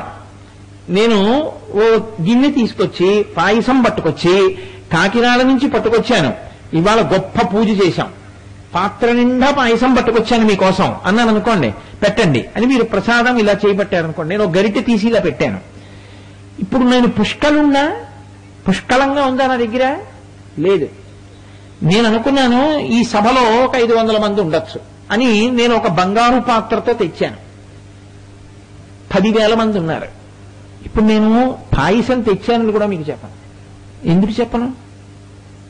ఏమివ్వండి దాన్ని, మనిషికో వెతికిద్దామన్నా చాలదు. ఇప్పుడు నేను పూర్ణంగా తెచ్చింది పుష్కలం కాదు, మీరు వచ్చిన సంఖ్యకి సరిపోదు. నేను పూర్ణంగా తెచ్చాననుకున్నది ఓ గంట తర్వాత పంచిమెట్టడం మొదలుపెట్టిన తర్వాత శూన్యం, ఖాళీ. నేను తీసి మీకు పెడుతున్నాను అనుకోండి, 7ంటికి ప్రసాద వితరణ మొదలు పెడితే 7:30కి పాయస పాత్ర ఏమిటి? ఖాళీ. ఇది మీ దగ్గర ఉన్నదైతే ఆయన దగ్గర ఉన్నది ఏమిటో తెలుసా? పూర్ణం పుష్కలం. పూర్ణం అంటే ఎప్పుడూ నిండుగానే ఉంటుంది. ఎంత ఇస్తే, ఎంతమంది వస్తే అంతమందికి పుష్కలం. ఇలా ఇవ్వగలిగిన 2 లక్షణాలు ఉన్నవాడు తన కొరకు దాచుకోవడానికి కాదు, మీకు పెడితేనే పూర్ణ పుష్కల 2. దాచుకోవడానికి వచ్చిన వాడికి పూర్ణ పుష్కల ఈ 2 శబ్దాలు అన్వయం కావు. మీరు గమనించండి. నాకు లేనిది ఏమిటండి అన్నాడు అనుకోండి, మీకు కారు లేదు కదండి కోటేశ్వరారు అన్నారు అనుకోండి, నాకు కారు లేకపోతే ఏంటంటే, కారు ఉంటే ఒకటే కారు ఎక్కుతుంది, నేను ఎక్కినన్ని కార్లు ఎవరు ఎక్కారు అన్నాను అనుకోండి. ఇప్పుడు నేను పూర్ణుణ్ణి అంటే నాకు ఆ తృప్తి చేత పూర్ణుణ్ణి. ఏమిటో ఇంతమంది ఇన్ని కార్లు ఎక్కించుకున్నారు కానీ నాకు ఒక్కడూ ఓ కారు ఇవ్వలేదన్నాను అనుకోండి, నేను పూర్ణుణ్ణా? ఏడుపు కొట్టు మొహం వాడిని. నాకు అన్న ఆలోచన రాగానే నాకు పూర్ణత్వం లేదు. నాకు దిగులు లేకుండా అన్నీ నావి అన్న భావన నాలో నిండి ఉన్ననాడు నేను పూర్ణుణ్ణి. ఈ పూర్ణత్వం జ్ఞానం దగ్గర నుంచి నీకు పెట్టగలిగిన ఐశ్వర్యం వరకు. పూర్ణత్వం అంటే నేనెవరో నాకు తెలిసి ఉంటే పూర్ణుణ్ణి. పూర్ణమద పూర్ణమిదం పూర్ణాత్ పూర్ణముదచ్యతే పూర్ణస్య పూర్ణమాదాయ పూర్ణమేవావశిష్యతే. అందుకే ఇది ఇలా పడతారు, ఇది పూర్ణం. ఈ పూర్ణం అంటే నిండుగా ఉండగలిగినటువంటి లక్షణం. ఎన్ని కోట్ల మంది వచ్చినా పెట్టగలగడం పుష్కలత్వం. ఈ పూర్ణత్వం పుష్కలత్వం ఆయన భార్యలు. ఆయన భార్యలంటే ఆయన శక్తులు. అవి తరిగిపోయేవి కావు, అవి ఎప్పుడూ ఉంటాయి ఆయన దగ్గర. అలాగా ఎన్ని కోట్ల మంది ఆయన దగ్గర తిననివ్వండి, అది పూర్ణత్వం పుష్కలత్వం. నాతో ఒక ఆయన అన్నాడు, అన్నదాన ప్రభువే అంటే స్వాముల ఇంటికి వెళ్ళి భోజనాలు చేయడం అన్నాడు. మీ మోహం ఇట్సాది కాదురా, అన్నదాన ప్రభువే అంటే ఆ బ్రహ్మకీట జనని. వాడు దీక్ష తీసుకున్నప్పుడు వాడి ఇంటికి వెళ్ళి అన్నం తిన్నావు, దీక్షలో లేనప్పుడు నువ్వు తింటున్నావు, ఎవరు పెట్టినట్టు నీకు? నీవు బతికున్న నాళ్లు నువ్వు తిన్నన్నావు. సమస్త చరాచర ప్రపంచానికి అన్నం పెడుతున్నవాడు ఆయన. అది అన్నదాన ప్రభువే అంటే. అన్నదాన ప్రభువే అంటే నేను 42 రోజులు దీక్ష చేశానండి, ఇంకో స్వామి నన్ను భోజనానికి పిలిచాడండి, అందులో వాళ్ళ ఇంట్లో భోజనం చేయడం అంటే అయ్యప్ప స్వామి నాకు అన్నం పెట్టించడం అండి అన్నాం అనుకో, నీకేమీ అర్థం కాలేదని గుర్తు. నేను కాదండి. చూశారు ఆ ఈగ చిన్న నాలుకతో ఇలా ఇలా తింటుంది, దానికో కడుపు దానికి తినడానికి అమరికిచ్చాడే, వాడు అన్నదాన ప్రభువు. వాడు అలా పెడుతున్నాడు. ఆ పెట్టడానికి అంతు లేదండి. పువ్వులో తేనె పెట్టి ఆ తేనె సీతాకోక చిలక్కి పెట్టాడు. నేను తినగా మిగిలినటువంటి మిరపకాయ విసిరితే కాకికి పెట్టాడు. నాకు కారాన్ని ఆహారంలోకి వచ్చేటట్టు చేసి మిగిలిపోయిన మిరపకాయని కాకి తినేటట్టు చేశాడు. ఆ కాకి కడుపు నింపాడు. ఓ చచ్చిపోయినటువంటి కుక్క శరీరం అక్కడ పడిపోయి ఉంటే అక్కడికి వచ్చి ఓ కాకి పొడుచుకు తింటోంది. చనిపోయిన కుక్క శరీరాన్ని తిని కడుపు నింపుకునేటట్టుగా కాకి ఇచ్చాడు. ఓ తోటకూర కాడ పులుసు చేసుకుని తిని కడుపు నింపుకునేటట్టు నాకిచ్చాడు. ఓ యాపిల్ పండు నాకిచ్చాడు. ఇలా సమస్త భూతకోటికి, సమస్త చరాచర ప్రపంచానికి అన్నం తిన్నానన్న తృప్తి అంటూ ఉంటే ఆయన అనుగ్రహమే. ఆయన అనుగ్రహం చేతనే ఈ ప్రాణులన్నీ తింటున్నాయి. తినబడుతున్న ప్రతిదీ ఆయన సృష్టించి ఇచ్చినదే. ఆయన కన్న తల్లి దయ ఇది అని నువ్వు అనుకున్న నాడు, ఆ భావన కలిగిన నాడు నువ్వు తింటే అన్నదాన ప్రభువు కాడు. ఏది తింటున్నా ఆయన పెట్టిందే అన్న భావన నీకు రావడం, ఆయన అన్నదాన ప్రభువు అని నువ్వు అంగీకరించడం. అది నీకు కలగలేదనుకో, నీలో ఏదో దోషం ఉందని గుర్తు. ఇంకా నీకు అసలు సరిగ్గా అది అర్థం కాలేదు. అసలు అయ్యప్ప స్వామి అర్థం కాలేదు. అందుకే అయ్యప్ప స్వామి యొక్క ఆరాధన ఒక్కటే గురుముఖత ఉంటుంది. ఎందుకో తెలుసా అండి? పట్టుకోవడం కష్టం. అసలు ఎక్కడ వచ్చేస్తుందంటే, నేను మీకు ఇందాక చెప్పాగా రామరాయల వారికి సంబంధించినటువంటి విశేషం. లక్ష్మీదేవి ఏమవుతుంది అని అడిగాను అనుకోండి, ఏం చెప్తారు మీరు? శివకేశవులకి పిల్లాడు ఎలా పుడతాడండి మగవాళ్ళకే అని అడిగాను అనుకోండి, ఏం చేస్తారు మీరు? ఏం చెప్తారు? ఆగిపోతుంది, మీరేం చెప్పలేరు. ఇంకా ఉపాసన ఏంటి? అసలు ఆ స్వరూపం మీకేం అర్థం కానప్పుడు మీరు ఏమైనా ఉపాసన చేస్తారు? మీ మనసు అక్కడ ఎలా నిలబడుతుంది? ఇది ఎలా ఉంటుందండి? మగవాళ్ళిద్దరికి పిల్లాడు ఎలా పుట్టాడండి అని మీకు అనుమానం వచ్చిందనుకోండి, ఇంకా భక్తి ఏమిటండి? ఎలా నిలబడతారు మీరు? అక్కడ నిలబడలేరు. అలా నిలబడాలంటే దాన్ని సమర్థతతో చెప్పగలిగినటువంటి గురువు గారితో ప్రారంభం ఆ వైభవం. అందుకే దీక్ష. దీక్ష అంటే ఆ కాలమునందు మీరు తెలుసుకోవడం తెలుసుకోవడం తెలుసుకోవడం తెలుసుకోవడం. దాహం వేసింది, ఎంత దాహం వేసింది అని నేను అడిగాను అనుకోండి, నీకెంత దాహం వేస్తోంది అని అడిగాను అనుకోండి, నీ మోహం ఎంత దాహం వేస్తుందండి, దాహానికి కొలత ఉంటుందని నీళ్ళు అంటారు. ఇప్పుడు మీ దాహం తీరిపోయింది అనుకోండి, నేను నీకోసమే తెచ్చాను బిందె నీళ్లు తాగన్నాను అనుకోండి, నీకే బుర్ర ఉందా లేదా నాకెందుకంటారు. అవునా కదా? మీ దాహం తీరే వరకు గుటకలు వేస్తూ ఉంటారు. మీ దాహం తీరిపోయింది, ఒక్క గుటకేరు మీరు, అమ్మయ్య చాలని గ్లాసులో నీళ్లు మిగిలినా అక్కడ పెట్టేస్తారు. అవునా కదా? మీ దాహం తీరే వరకు గుటకలు వేయడం ఎటువంటిదో, గురువు గారి దగ్గర కూర్చుని నేర్చుకోవడం నేర్చుకోవడం నేర్చుకోవడం నేర్చుకోవడం పనిగా పెట్టుకోవడమే అయ్యప్ప స్వామి వారి యొక్క దీక్షా విధానం. అందుకే దీక్ష యందు గురువు శిష్యుడు విడివడి ఉండే అవకాశం ఉండదు. గురువుతో కలిసి ఉంటాడు. ఉంటే ఏమవుతుంది? గురువు గారు సంధ్యావందనం చేసుకుంటారు, శిష్యులతో చేయిస్తారు. అందుకే సంధ్యావందనం రానివాడు కూడా అయ్యప్ప స్వామి వారి దీక్షలో గురువు గారి దగ్గర దీక్ష తీసుకుంటే వెంటనే సంధ్యావందనం చేస్తాడు. ఎందుకు చేస్తాడో తెలుసా అండి? సంధ్యావందనం చేయకపోతే మీరు దీక్షలా ఇస్తారు. కాబట్టి మీరు ఏం చేయాలి? మీరు సంధ్యావందనం ముందు నేర్పాలి. ఒరే నాయన ముందు సంధ్యావందనం ఇలా చేయరా అని చెప్పి మీరు దీక్ష ఇవ్వాలి. అసలు మీకు ఇప్పుడు మొట్టమొదటి నుంచి వచ్చిందా లేదా సంధ్యావందనం చేసే అధికారం లేదు ఒక ఆయనకి. సంధ్యావందనం కాకపోతే ఏం చెయ్యాలో నేర్పుతారు. ఇప్పుడు గురువు గారు ఏమంటారంటే, ఒరే నాన్న స్నానం చెయ్యాలి మనం ఒక రోజున కార్తీక మాసం రండి. ఎప్పుడు చెయ్యాలి? గురువు గారు చెప్తారు. ప్రాతకాలంలో ఏ సమయంలో వెళ్లాలో చెప్తారు. స్నానం చేయడం అంటే వెళ్లి ములగడం కాదు. ఒక నదీ స్నానం చెయ్యడము అంటే స్నానం చేసేటప్పుడు నది ఒడ్డున ఉన్న మృత్తికని తీసి ఒక మంత్రంతో నదిలోకి విసరాలి. లేకపోతే మీరు చేసినటువంటి స్నాన ఫలితాన్ని బ్రహ్మగారి చేత సృష్టింపబడిన ఒక కుర్చీ తినేస్తుంది వెంటనే. నదీ స్నాన ఫలితం మీకు ఉండదు. ఎందుకంటే దానికి ఆకలి. అది అడిగింది బ్రహ్మగారిని. అడిగితే ఆయన అన్నాడు, నది ఒడ్డున ఉన్న మట్టి సమంత్రకంగా విసరకుండా స్నానం చేసిన వాడి నదీ స్నాన పుణ్యాన్ని నువ్వు తినే అన్నాడు. అది నదిలో ఒడ్డున తిరుగుతుంటుంది. అందుకే కాబట్టి ఇప్పుడు నదీ స్నానం చేశానని ఈయన అనుకుంటాడు. ఈయన పుణ్యం ఎవరు తినేస్తారు? కుర్చీ తినేస్తుంది. కాబట్టి ఇప్పుడు గురువు గారు ఏం చేస్తారు? ఇప్పుడు ఈ మంత్రం చెప్పండి అని నది ఒడ్డుని నిలబడతారు. ఆయన చెప్తారు, శిష్యులు చెప్తారు. ఆయన విసురుతారు, శిష్యులు విసురుతారు. గురువు గారు స్నానం చేస్తుంటారు, శిష్యులు స్నానం చేస్తుంటారు. స్నానం చేయడం అంటే మీరు ఒకటి గుర్తుపెట్టుకోండి, ఎలా పడితే అలా స్నానం చేయకూడదు. ఒక నెలలో ఎప్పుడూ అసలు నదిలోకి మునిగి స్నానం చేయకూడదు. శ్రావణ మాసంలో ఎప్పుడూ నదీ స్నానం చేయకూడదు. నదీ స్నానం పరిహరింపబడింది. ఎట్టి పరిస్థితుల్లో శ్రావణ మాసంలో నదీ స్నానం చేసిన వాడి ఖాతాలో మహాపాపం వేస్తారు, విడిచిపెట్టేయాలి. ఇతర నెలల్లో స్నానం చేయొచ్చు. స్నానం చేసేటప్పుడు పురుషుడైతే ఓలా చేయాలి, స్త్రీ అయితే ఓలా చేయాలి. ఇది ఎవరు చెప్పాలి? గురువుగారు చెప్పాలి. కాబట్టి ఇప్పుడు గురువుగారు ప్రవాహానికి ఇలా నిలబడి స్నానం చెయ్యి అని చెప్తారు. ఆయన చేస్తారు, వీడు చేస్తారు. దీక్షలో ఉన్నాం కాబట్టి ఒళ్ళు ఇలా తుడుచుకోవాలి, వస్త్రం ఇలా కట్టుకోవాలి, గురువుగారు చెప్తారు, మీరు కట్టుకుంటారు. దీక్షలో ఉన్నటువంటి వాడు అంచులేని బట్ట కట్టకూడదు, అంచున్న బట్ట కట్టాలి. ఈశ్వర ఆలయంలోకి వెళ్ళేటప్పుడు లుంగీలా కట్టుకుని వెళ్ళకూడదు, గోచి పేసి కుర్చీళ్లు పోసి కట్టాలి, కట్టుకుని తీరాలి. అథవా రాకపోతేనే లుంగీ కట్టంతే. లుంగీ కట్టన్నది వైదికం కాదు. కాబట్టి నీకు రాదు, గురువుగారు నేర్పాలంతే, ఇచ్చినందుకు దీక్ష. మరి దీక్ష ఎందుకు ఇచ్చేవాళ్ళంటప్పుడు?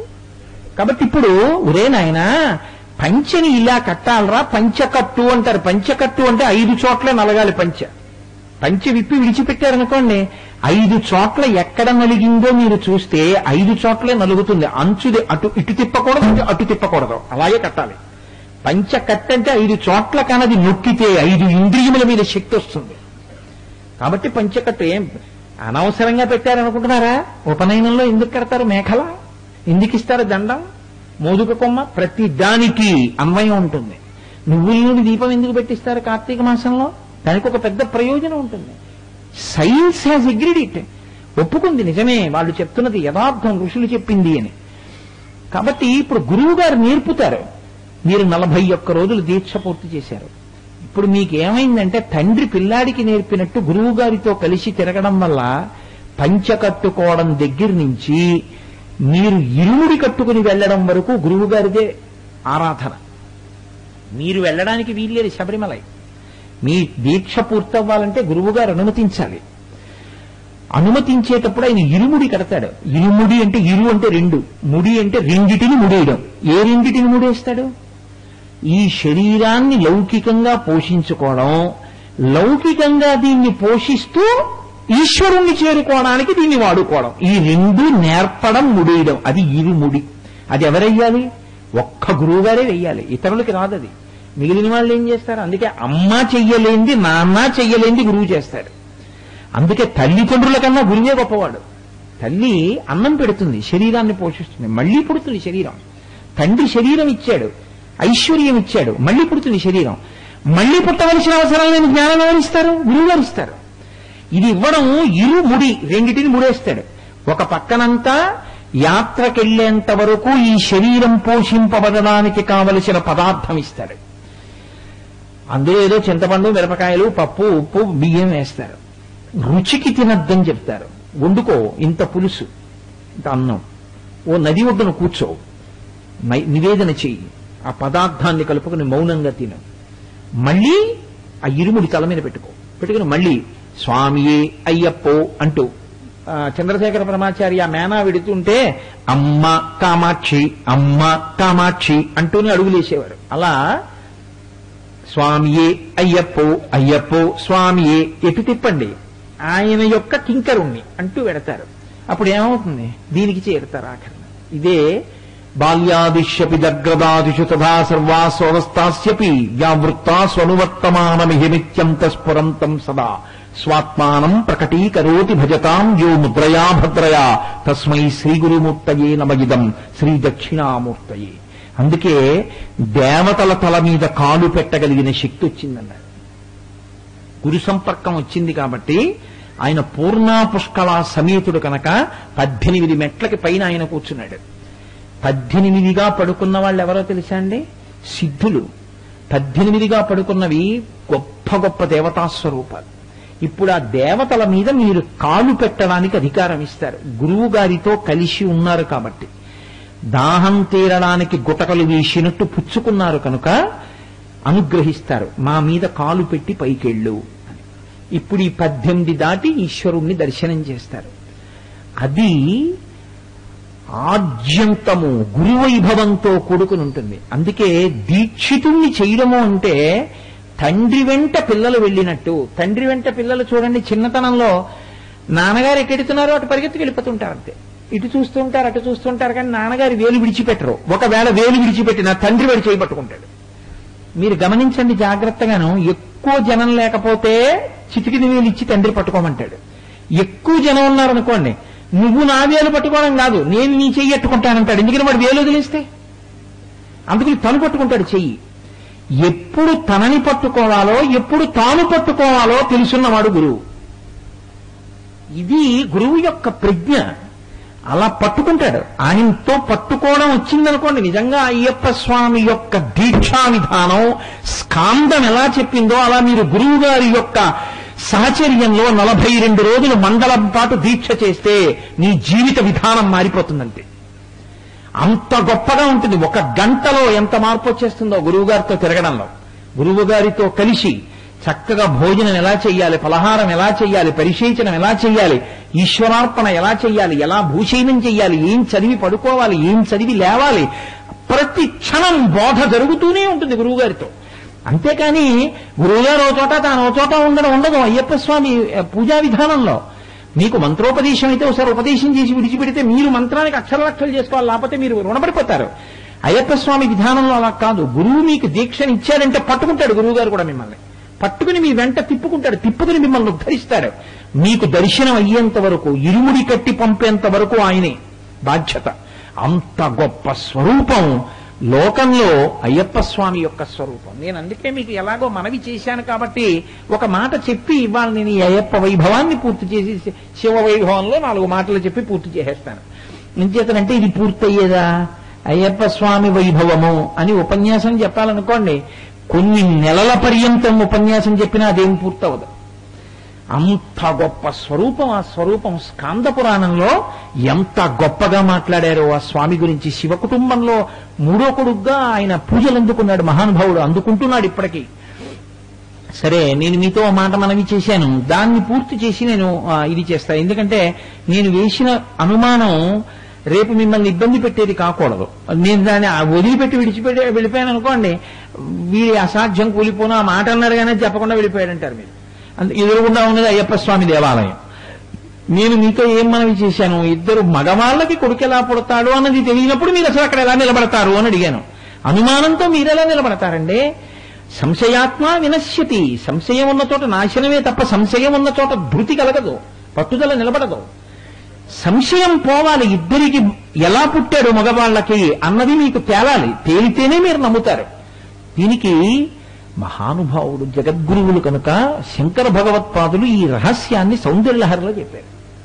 అందులో ఆయన అన్నారు, హరిస్వామారాధ్య ప్రణత జన సౌభాగ్య జననీం పురాణారీ భూత్వా పురరతిమపి క్షోభమనయత్ స్మరోపిత్వా నత్వా రతినయనలేహ్యేన వపుషా మునీనామప్యంత ప్రభవతి మోహాయ మహతాం అన్నారు. అమ్మా, ఎంత గొప్ప శక్తి ఉన్నదానివమ్మా. ఈ శ్లోకాన్ని మీరు కాని పట్టుకోగలిగితే అసలు అయ్యప్ప వైభవం ఏమిటో మీకు అర్థమవుతుంది. అందుకని ఆయన ఆర్యన్ అయ్యాడు.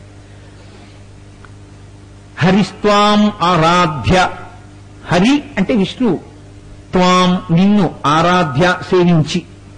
విష్ణువు అమ్మవారిని సేవించారు. ఎక్కడ సేవించారు? ఈ రహస్యం మళ్ళీ శ్రీ సూక్తంలో పెడుతుంది. తాం పద్మినీం శరణమహం ప్రపద్యే అలక్ష్మీర్మేనస్యతాం త్వాం వృణే అని. ఈం బీజాక్షరం. అమ్మవారిని ఉపాసించవలసిన అవసరం విష్ణువుకి ఎందుకు వచ్చింది? విష్ణువే అమ్మవారని చెప్పాగా. పుంస్వరూపంతో ఉండి చెయ్యలేని పని స్త్రీ స్వరూపంతో సాధించగలిగింది ఒకటి లోకంలో ఏర్పడింది. ఏమిటా పని? దేవతలకి దానవులకి అమృతం పంచిపెట్టాలి. రాక్షసులకు అమృతం ఇస్తే లోకాన్ని బాధపెడతారు. నేను మీతో మనవి చేశా, విష్ణువు యొక్క లక్షణం రక్షణే అని. కాబట్టి ఇప్పుడు రక్షణ అంటే ఎవరికి అమృతం దక్కకూడదో వాళ్ళకి దక్కకుండా చెయ్యాలి. రాక్షసులకి దక్కకూడదు, దేవతలకి దక్కాలి. అందులో ఆయన స్వార్థం లేదు. దేవతలు బలపడితే మీరు బలపడతారు. దేవతలు మంచివాళ్ళు ఎక్కువ మంది అయితే మీరు సంతోషిస్తారు. చెడ్డవాళ్ళు ఎక్కువైపోతే లోకం పాడైపోతుంది. మీకు బాధాకరం కదా అది. అందుకని రాక్షసులకు ఇవ్వకూడదు, దేవతలకు ఇవ్వాలి. దేవతలకు ఇవ్వాలి అంటే, రాక్షసులకి ఇవ్వకుండా ఉండాలి అంటే దేవతలకి పోస్తున్నాడు, మనకి పొయ్యట్లేదన్న విషయాన్ని వాళ్ళు గ్రహించకుండా చెయ్యగలిగినంత ప్రజ్ఞతో కూడిన ఒక రూపం కావాలి. రాక్షసుల లక్షణం ఏమిటి? దుష్ట లక్షణం. ఏమిటా లక్షణం? అందమైన ఆడది కనపడితే మనకు అమృతం పోయట్లేదురా అని చూడరు వాళ్ళు. పోసేస్తే తాగి లేచిపోవాలేమో, తర్వాత పోసేంత వరకు కూర్చొని ఆవిడని అలా చూస్తుందాం అంటారు. అది వాళ్ళ దుష్ట లక్షణం. అది మోహిని అవతారంలో ఉన్న గొప్పతనం. అది కాబట్టి ఇప్పుడు ఆయన ఎంత సౌందర్యంతో రావాలంటే, లోకంలో సౌందర్యం అందం అంటే ఒక్కరికే ఉంది అందం. అంత గొప్ప అందం నా తల్లి పార్వతీదేవిది ఒక్కతిదే. ఇప్పుడు అంత అందం తాను పొందితే ఆడదానిగా రాక్షసుల్ని ఏమార్చగలడు, దేవతలకి పొయ్యగలడు. కాబట్టి హరిస్త్వాం ఆరాధ్య ప్రణత జన సౌభాగ్య జననీ. ఈ శంకరులు కూడా రహస్యంగా బీజాక్షరాన్ని నిక్షేపించారు. అమ్మా, ఎవరు నీ దగ్గర వంగి నమస్కరించి ప్రార్థన చేశారో వాళ్ళకి సౌభాగ్యము కోరిక తీర్చే తల్లి. హరి విష్ణువు నిన్ను ప్రార్థించాడు ఏమని? నీ అందం ఇమ్మని. కాబట్టి అమ్మవారు ఏం చేసింది? తన అందం ఏదో అదే విష్ణువుకి ఇచ్చింది. ఇప్పుడు విష్ణువేమయ్యారు? మోహిని అయ్యాడు. పురుషుడు స్త్రీగా మారిపోయాడు. గొప్ప అందగత్తె. ఎవరిది అందం? పార్వతీదేవిది. మీరు బాగా గుర్తుపెట్టుకోవాలి విషయాన్ని. ఇప్పుడు పార్వతీదేవి యొక్క అందచందాలు విష్ణువుకి వచ్చాయి. ఇప్పుడు ఆ అందచందాలతో ఆయన దేవతలకి పోస్తున్నాడు. మా అమ్మ జగన్మాత పార్వతీదేవి రూపంలో విష్ణువు మాకు పోస్తున్నారని వాళ్ళు పరమ భక్తితో తాగుతున్నారు. రే అమ్మ మనకి పోయట్లేదురా అని వాళ్ళు అంటలేదు. ఇంకా కాసేపు పోయకుండా ఉంటే బాగుండు, ఆవిడ అలా చూస్తుందామని వాళ్ళు అనుకుంటున్నారు. అందుకని వాళ్ళ వంట నవ్వాడు, వీళ్ళకి అమృతం పోశాడు. ఇది అక్కడ వరకు వినండి చాలు. క్షీరసాగర మథనం చెప్పడం, ఇప్పుడు అమృతోత్పాదనం, అమృతం పంచడం, భాగవతం నా సబ్జెక్ట్ కాదుగా, అయ్యప్ప స్వామే నా సబ్జెక్ట్. అందుకని అక్కడ వరకే మాట్లాడతాను. కాబట్టి ఇప్పుడు అమృతం దేవతలకు ఇస్తున్నాడు, రాక్షసుల్ని మోహ పెడుతున్నాడు. అయిపోయింది. రాక్షసులకు అమృతం దక్కలేదు, దేవతలకు అమృతం దక్కింది. వాళ్ళు ఉరే మోహిని అదృశ్యం అయిపోయింది. ఉరే మనకు అమృతం దక్కలేదురా, విష్ణువే మాయ చేశాడు రా అనుకునే లోపల అమృతం అయిపోయింది. ఇప్పుడు వాళ్ళకి దక్కవలసింది దక్కలేదు. కానీ వార్త ఎవరికి చేరింది? లోకంలో ఏదైనా గొప్ప విజయం సాధించారనుకోండి, అందరూ చెప్పుకుంటారు కదా, ఉరే అంతమంది రాక్షసుల్ని ఏమార్చేసేటరా మహానుభావుడు. ఎలా ఏమార్చాడురా? మరి ఎదురుగుండానే కూర్చున్నారుగా, ఇటు దేవతలు కూర్చున్నారు, ఇటు రాక్షసులు కూర్చున్నారు. ఇటు పక్కే పోస్తుంటే వాళ్ళు అన్నింటికీ గొడవ పెట్టుకునేవాళ్ళు. వాళ్ళేం ఊరుకోరు. వాళ్ళు దేవతలు వెళ్లి తలపట్టుకుంటే శేషుడికి, అంటే మీరు తలపట్టుకునే వాళ్ళు, మేము తోకట్టుకునే వాళ్ళమా, మేమే తలట్టుకుంటాం, మీరు తోకట్టుకోండి అన్నారు. సరే అలాగే పట్టుకోండి అన్నారు. వాళ్ళు అన్నింటికీ గొడవకు వస్తారు. రాక్షసుల బుద్ధి అంటేనే అంత. మరి అటువంటి వాళ్ళు అదేంటి అటే వడ్డిస్తున్నావు, ఇటు వెయ్యిదే అనరా? ఎందుకు వేయలేదో తెలుసా? రే పార్వతీదేవి స్వరూపాన్ని పొందారట్రా విష్ణుమూర్తి, ఆవిడ అందం వచ్చేసిందిట్రా, మోహిని అయిపోయాట్రా అన్నారు. ఇది ఎవరి చెవి దాకా వెళ్ళింది? పరమశివుడి చెవి దగ్గరికి వెళ్ళింది. ఇప్పుడు ఆయనకు ఒక కోరిక పుట్టింది, ఇంత అందగత్తె మా ఆవిడేగా. ఇప్పుడు విష్ణువు ఆయనకి ఏమవుతారు? నారాయణ నారాయణి. నారాయణుడి చెల్లెలు నారాయణి పార్వతీదేవి. నారాయణుడి చెల్లెలు పార్వతి పరమశివుడికి భర్త అయితే విష్ణువు పరమశివుడికి ఏమవుతారు? బావమరిది అవుతారు. బావమరిదికి భార్య పోలిక ఉండదండి. నాకు బావమరిది ఉన్నాడు అనుకోండి, నా బావమరిదికి మా ఆవిడ పోలికొస్తే పెద్ద విచిత్రం ఏముంది? అక్క తమ్ముళ్ళు ఇద్దరు ఓలా ఉండరా? ఉంటారు. కాబట్టి ఊరే ఇంతకు ముందు విష్ణువు పురుషుల్లో ఉండేవాడు, అచ్చు మా ఆవిళ్ళ అయ్యట్ట మోహిని స్వరూపంతో. ఇదేమిటో చూడాలనుకున్నాడు ఆయన. మా ఆవిళ్ళ ఉండడం అంటే సరదా కదండి. లోకంలో ఒక విచిత్రం ఉంటుంది. అందరూ ఇవన్నీ ఎన్ని తీసుకొచ్చావు అంటే 2 తీసుకొచ్చానంటారు. ఇలాగా అంటే నేను ఒక ఉదాహరణ చెప్తాను. మా ఆవిడికి ఒక్కదానికి ఎన్ని తీసుకొచ్చావు అంటే 2 తీసుకొచ్చానని ఇలా అనడం అలవాటు అనుకోండి. అదేంటి అందరూ 2 అంటే ఇలా అంటారు, ఇలా అంటామేమిటి అన్నాను అనుకోండి.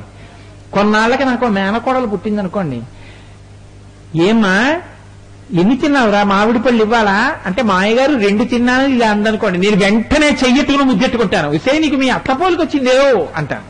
అంటానా అన్నా? అచ్చు మా ఆవిళ్ళ ఇది ఇలా అంది 2 అని ఇలా అనకుండాను మా ఆవిడ పోలికని పొంగిపోయి ఓ 100 రూపాయలు ఇద్దాం అనుకున్నామని 500 ఇచ్చేస్తాను. మా ఆవిడ పోలిక మేనకోడలకి కదండి. అలా మా బావమరిది అచ్చు మా ఆవిళ్ళ అయిపోయాక చూసొద్దామని ఈయన బయలుదేరాడు. చూసొద్దామని బయలుదేరేటప్పటికి ఆయన మోహినిలో లేడు, ఆయన విష్ణువుగా ఉన్నాడు. వీళ్ళన్నాడు, బావా బావా నువ్వేమిటో అచ్చు మా ఆవిళ్ళ వేషం కట్టావుట, ఏదోసారి చూపించన్నాడు. అంటే ఆయన అన్నాడు, ఎందుకులే బావగారు అవన్నీ ఏదో అయిపోయింది, దాని ప్రయోజనం అయిపోయింది, ఇప్పుడు ఎందుకు అవన్నీ బాగుండదులేండి అన్నాడు. అక్కడ లేదేమిటి పార్వతీదేవి, అక్కడే ఉంది, ఆవిడ నవ్వుతోంది. ఇక్కడే చేశారు శంకరాచార్యులు వారు, పెద్ద గమ్మత్తైన మాటోటి వేసేశారండి. ఇప్పుడు విష్ణువుకి ఇంత అందం ఇచ్చింది పార్వతీదేవి. ఇంత అందం తమ్ముడికి ఇస్తే లేదా అమ్మగారికి ఇస్తే బజారున పడిపోయిన వాడు ఎవరు? వాళ్ళ ఆయన. ఎందుకని? పురాణారీ భూత్వా పురరపిమపి క్షోభమనయత్. అమ్మా మీ ఆయన మనసేమైందో తెలుసా? కదిలిపోయింది. తన భార్య కనపడితే మనసు పొంగిపోవడం ఉత్తమ పురుషుడి లక్షణం. పరమశివుడు బజారును పడిపోయినవాడు ఏం కాడు, వాళ్ళ ఆవిళ్ళ కనపడ్డాడు కాబట్టి సంతోషించాడు ఆయన. తప్పే ఉందండి? పరనారీ వెంట తిరిగితే తప్పు, కానీ తన భార్య వెంట తిరగడం ధర్మం. కాబట్టి ఇంత పరమశివుడు విష్ణువుని మరిచిపోయాడు. మరిచిపోయి మనసు కదిలిపోయి విష్ణువు వెంట పరిగెత్తాడు. అమ్మ మీ ఆయన బజార్లో పడిపోయాడా నువ్వు ఇచ్చిన అందం వల్ల? శంకరాచార్యుల వారు దెప్పి పొడిచారు అమ్మవారిని. ఇది నీ దాంపత్యం, ఇది నీ గొప్పతనం. నిన్ను చేపట్టినందుకు ఆయన బతుకు బజార్లో పడేసామన్నారు. నిజంగా పడేసిందా? కాదు. మీరు రహస్యాన్ని పట్టుకోవాలి జాగ్రత్తగా. ఇందులో నిజంగా అమ్మవారు అలా చేసిందని మీరు అనుకోకండి. పురాణారీ భూత్వా పురరపిమపి క్షోభమనయత్ స్మరోపిత్వా నత్వా రతినయన లేహ్యేన వపుషా. శరీరం లేనటువంటి మన్మధుడికి రతీదేవికి మాత్రమే కనపడేటటువంటి శరీరాన్నిచ్చి లోకంలో మునీనామప్యంతః ప్రభవతి మోహాయ మహతాం. తపస్సు చేసుకునేటటువంటి మునుల యొక్క మనస్సులు కూడా క్షోభ పెట్టగలిగిన శక్తి కాలిపోయి ఒళ్ళు లేక ఎవరికీ కనపడకుండా రతీదేవికి మాత్రమే కనపడేటటువంటి ఒళ్ళున్న మన్మధుడికి నువ్వు ఇచ్చేశావు. ఇంత శక్తి ఇచ్చావు కాబట్టే విష్ణుమూర్తి పార్వతీదేవిలా కనపడితే మోహినిగా పరమశివుడు ఆవిడ వెంటబడ్డాడు. ఇప్పుడు పరమశివుడు వెనక పరిగెడుతున్నాడు, ముందు విష్ణువు మోహిని అవతారంలో బంతితో ఆడుకుంటూ ముందు పరిగెడుతున్నాడు. భార్యాభావనతో వెనక పరిగెత్తడంలో, తన భార్య అందచందాలే చూస్తున్నానన్న సంతోషంలో పరిగెత్తడంలో పరమశివుడి యొక్క రేతస్సు స్ఖలనమైంది. ఇప్పుడు విష్ణువుని ఆడదానిగా తన భార్యగా చూసి పరమశివుడు పరిగెత్తడం వల్ల వాళ్ళిద్దరికీ కలిపి ఓ కొడుకు పుట్టాడు. ఎవరైనా? ఆయనే ఆర్యన్ అయ్యప్ప స్వామి. అంటే ఇప్పుడు అమ్మవారు ఏం చేస్తోంది? అమ్మవారు వీళ్ళిద్దరికీ కొడుకు పుట్టడాన్ని ప్రధానంగా తీసుకుంది. తన అన్నగారికి తన భర్తకి కలిపి కొడుకు పుట్టాలి. తన అన్నగారికి తన భర్తకి కలిపి కొడుకు పుట్టాలంటే తన భర్త అన్యకాంత వంక చూడడం. మహానుభావుడు పరమశివుడు అంటే అంతటి జ్ఞాని. ఆయన ఎందుకు చూస్తాడు? చూడడం. ఆయన చూడాలంటే తన భార్య అంటే తాను ఎలా ఉంటుందో అలా విష్ణువు కనపడితేనే చూస్తారు. విష్ణువు అలా కనపడేటట్టు చేసింది ఆవిడ. తన అందం విష్ణువుకి ఇచ్చింది. ఇప్పుడు మోహిని అయ్యాడు ఆయన. విష్ణువు వెంట శివుడు పడ్డాడు. ఎందుకు అలా పడేటట్టు చెయ్యాలి అంటే, మహిషి అని ఒక రాక్షసి పూర్వం, ఆవిడ లోకాలన్నిటినీ బాధపెట్టేది. ఆవిడ బ్రహ్మగారిని వరం అడిగింది, శివకేశవులకి కొడుకు పుడితే వాళ్ళ చేతిలో చచ్చిపోతానని. ఆవిడ దృష్టి ఏమిటంటే మగవాళ్ళు కదా, ఇద్దరికీ కొడుకు పుట్టడం. ఇప్పుడు వాళ్ళిద్దరికీ కొడుకు పుట్టాలంటే శివుడు అన్య కాంత వంకే చూడడు కదా, ఇంకో పురుషుడి వంక చూసి ఎందుకు కొడుకుని కంటాడు? కాబట్టి ఇప్పుడు విష్ణువుని పార్వతీదేవిగా మార్చాలంటే ఎవరి చేతిలో ఉంది? పరాశక్తి చేతిలో ఉంది ఆ విషయం. అమ్మవారు విష్ణువు కూర్చుని నాలో నేను రమిస్తున్నాను అనుకోండి, నా లోపలే దర్శనం చేసుకుంటూ కళ్ళు మూసేసుకుని ఇలా కూర్చున్నాను అనుకోండి, అన్ని కదలికలు ఆగిపోయి నాలో ఉన్న శివుణ్ణి నేను చూస్తే అది శివుడు. నేను కళ్ళు విప్పి అన్ని చూస్తూ కదులుతున్నాను అనుకోండి, శక్తి. ఇప్పుడు శక్తి, శివుడు, విష్ణువు ఎప్పుడు కదిలినా లోకాల్ని రక్షించడమే ప్రయోజనంగా పెట్టుకున్నటువంటి తండ్రి శ్రీ మహావిష్ణువు. ముగ్గురి యొక్క తేజస్సు ఎవరిలోకి వచ్చి కూర్చుంది? అయ్యప్ప స్వామిలోకి వచ్చి కూర్చుంది. ఆయనకి తండ్రి పోలిక చేత ఏం చేస్తాడు? కదలకుండా కూర్చుంటాడు. అందుకే పొరపాటునైనా కదులుతానేమోనని ధ్యానంలో కూర్చోడానికి ఇలా కూర్చోవడం అంటే చాలాసేపు ఉండలేరు, ఇలా వంగిపోతాయి. అలా కూర్చునే రూపాలు రెండే ఉన్నాయి లోకంలో. ఒకటి యోగ నరసింహుడు అని నరసింహస్వామి కూర్చుంటారు. మళ్ళీ అలా యోగంలో కూర్చుని ఉండేవారు ఒక్క అయ్యప్ప స్వామి కూర్చుంటారు. ధ్యానముద్రలో పరమశివుడు ఉంటాడు. ఇలా యోగంలో కూర్చుంటే మనసులో ఆ యోగంలో నిలబడిపోతే మెల్లిగా కాళ్ళు ఇలా పడిపోతాయేమోని, పడిపోకుండా ఉండడం కోసమని ఇలా మీరు పెట్టు కూర్చుంటే ఇక్కడ నొప్పులు వస్తాయండి. ఆయన యోగ పట్టాన్ని కట్టేసుకుంటాడు. ఇలాగా కట్టేసుకుని అలాగే ఉంటాడు, ఇలా చిన్ముద్ర పట్టి. అంటే జీవుడే ఈశ్వరుడు అని నిరూపిస్తూ ఉంటాడు. తత్వమసి అన్న మహావాక్యం చేత నిరూపిస్తూ అలా కూర్చుని ఉంటాడు. ఇప్పుడు కదలిక లేని స్థితి చేత శివుడు, కదలికల చేత అందం చేత అమ్మవారు. తాను కదిలి మహిషిని సంహరించి లోకాన్ని రక్షించడంలో పూర్ణంగా పుష్కలంగా తన దగ్గర పెట్టుకుని తను ఇలా కూర్చున్నా మీ కోరిక తెలుసుకుని మీకు అనుగ్రహిస్తుండడంలో కదలికల యందు శక్తి. ఇప్పుడు ఒక్క అయ్యప్ప స్వామి దర్శనం చేస్తే మీరు ఏ ముగ్గురిని దర్శనం చేసినట్లు? పార్వతీదేవిని, పరమశివుణ్ణి, శ్రీ మహావిష్ణువుని ముగ్గురిని దర్శనం చేయడం వల్ల మీకు ఎన్ని శక్తులు కలుగుతాయో ఒక్క అయ్యప్ప స్వామిని, ఒక్క ఆర్యన్ని దర్శనం చేస్తే అన్ని శక్తులు కలుగుతాయి. ఇది చెప్పకుండా శంకరాచార్యులు వారు చెప్పడంలో ప్రజ్ఞ ఎక్కడుందంటే హరిస్వామారాధ్య ప్రణత జన సౌభాగ్య జననీం. ఇప్పుడు అంత మహోత్కృష్టమైన స్వరూపం ఆ స్వరూపం అని తెలుసుకున్న తర్వాత మీరు వెళ్ళి నమస్కరించకుండా ఎలా ఉండగలరు? అందుకే ఎక్కడెక్కడ అయ్యప్ప దేవాలయం ఉంటుందో అక్కడక్కడ గురు వైభవం ఉన్నది అని గుర్తు. అందుకే గురువు చెయ్యలేంది లోకంలో ఏదీ ఉండదు. గురువు తన కొరకు తానేమీ చేసుకోడు. గురువు లోకం కొరకే చేస్తాడు. ఏది చేసినా తాను ఎంత కష్టపడిపోనివ్వండి, ఎంత నలిగిపోనివ్వండి, పట్టించుకోడు. లోకం యొక్క క్షేమాన్ని ఆలోచిస్తాడు. శిష్యులు ఏం చేస్తారు?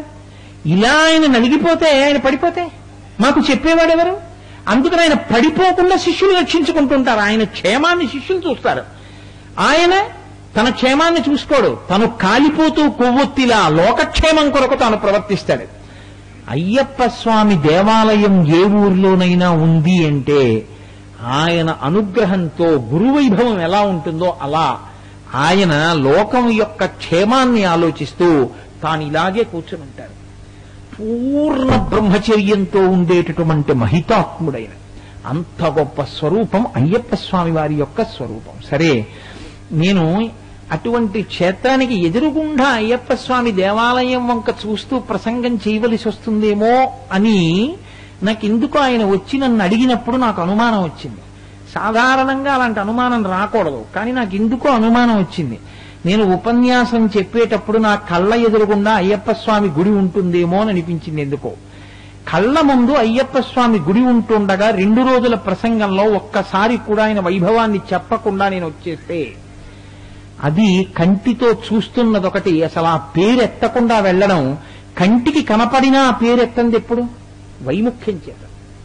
ఇష్టం లేకపోతే కంటికి కనపడినా మీరు అసలు పేరెత్తారు, పలకరించారు కదండి. కళ్ళ ముందు కనపడినా సరే పలకరించట్లేదు అనుకోండి, మీరు పేరెత్తట్లేదు అనుకోండి, ఏమిటి దానికి గుర్తు? అంటే కనీసం పేరు కూడా ఎత్తలేదండి, నా కళ్ళ ముందు కనపడినా నా పేరెత్తి పన్నెత్తి పలకరించలేదంటారు. అది వైముఖ్యానికి గుర్తు.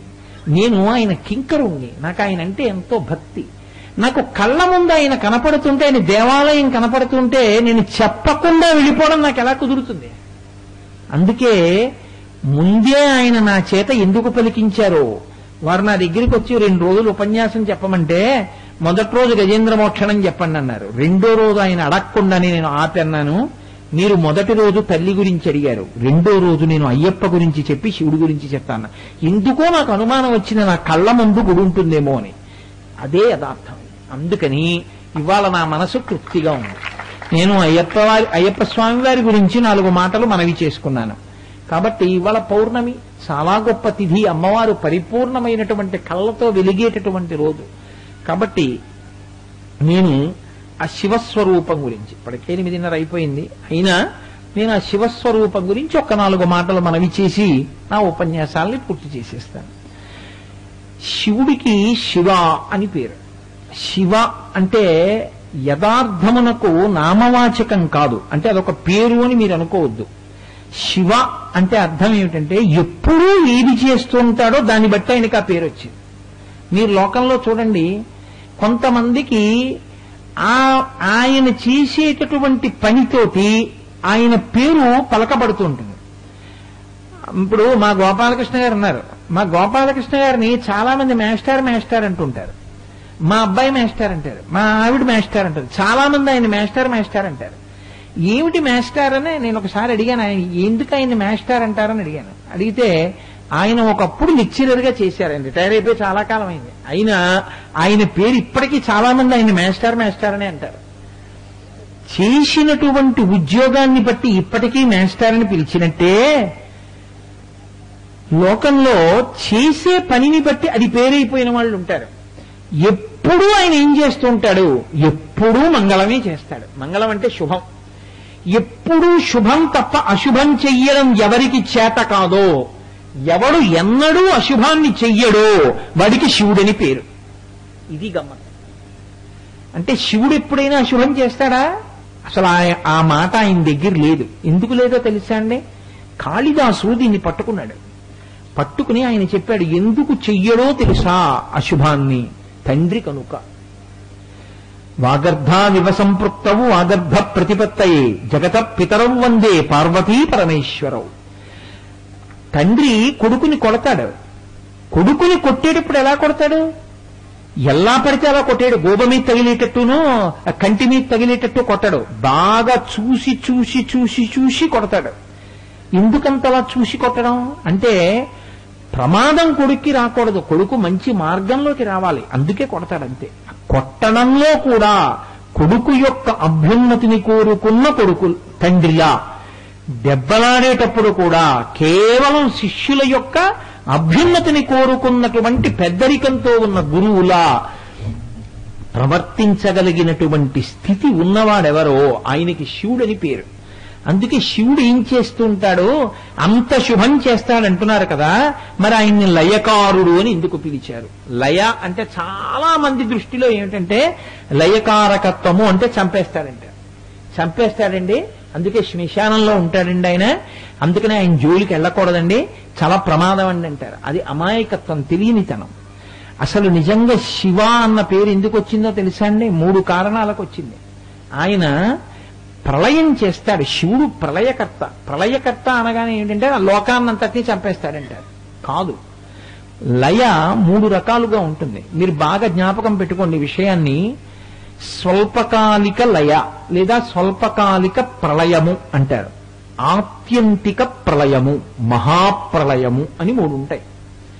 స్వల్పకాలిక లయం ప్రతిరోజు చేస్తాడు ఆయన.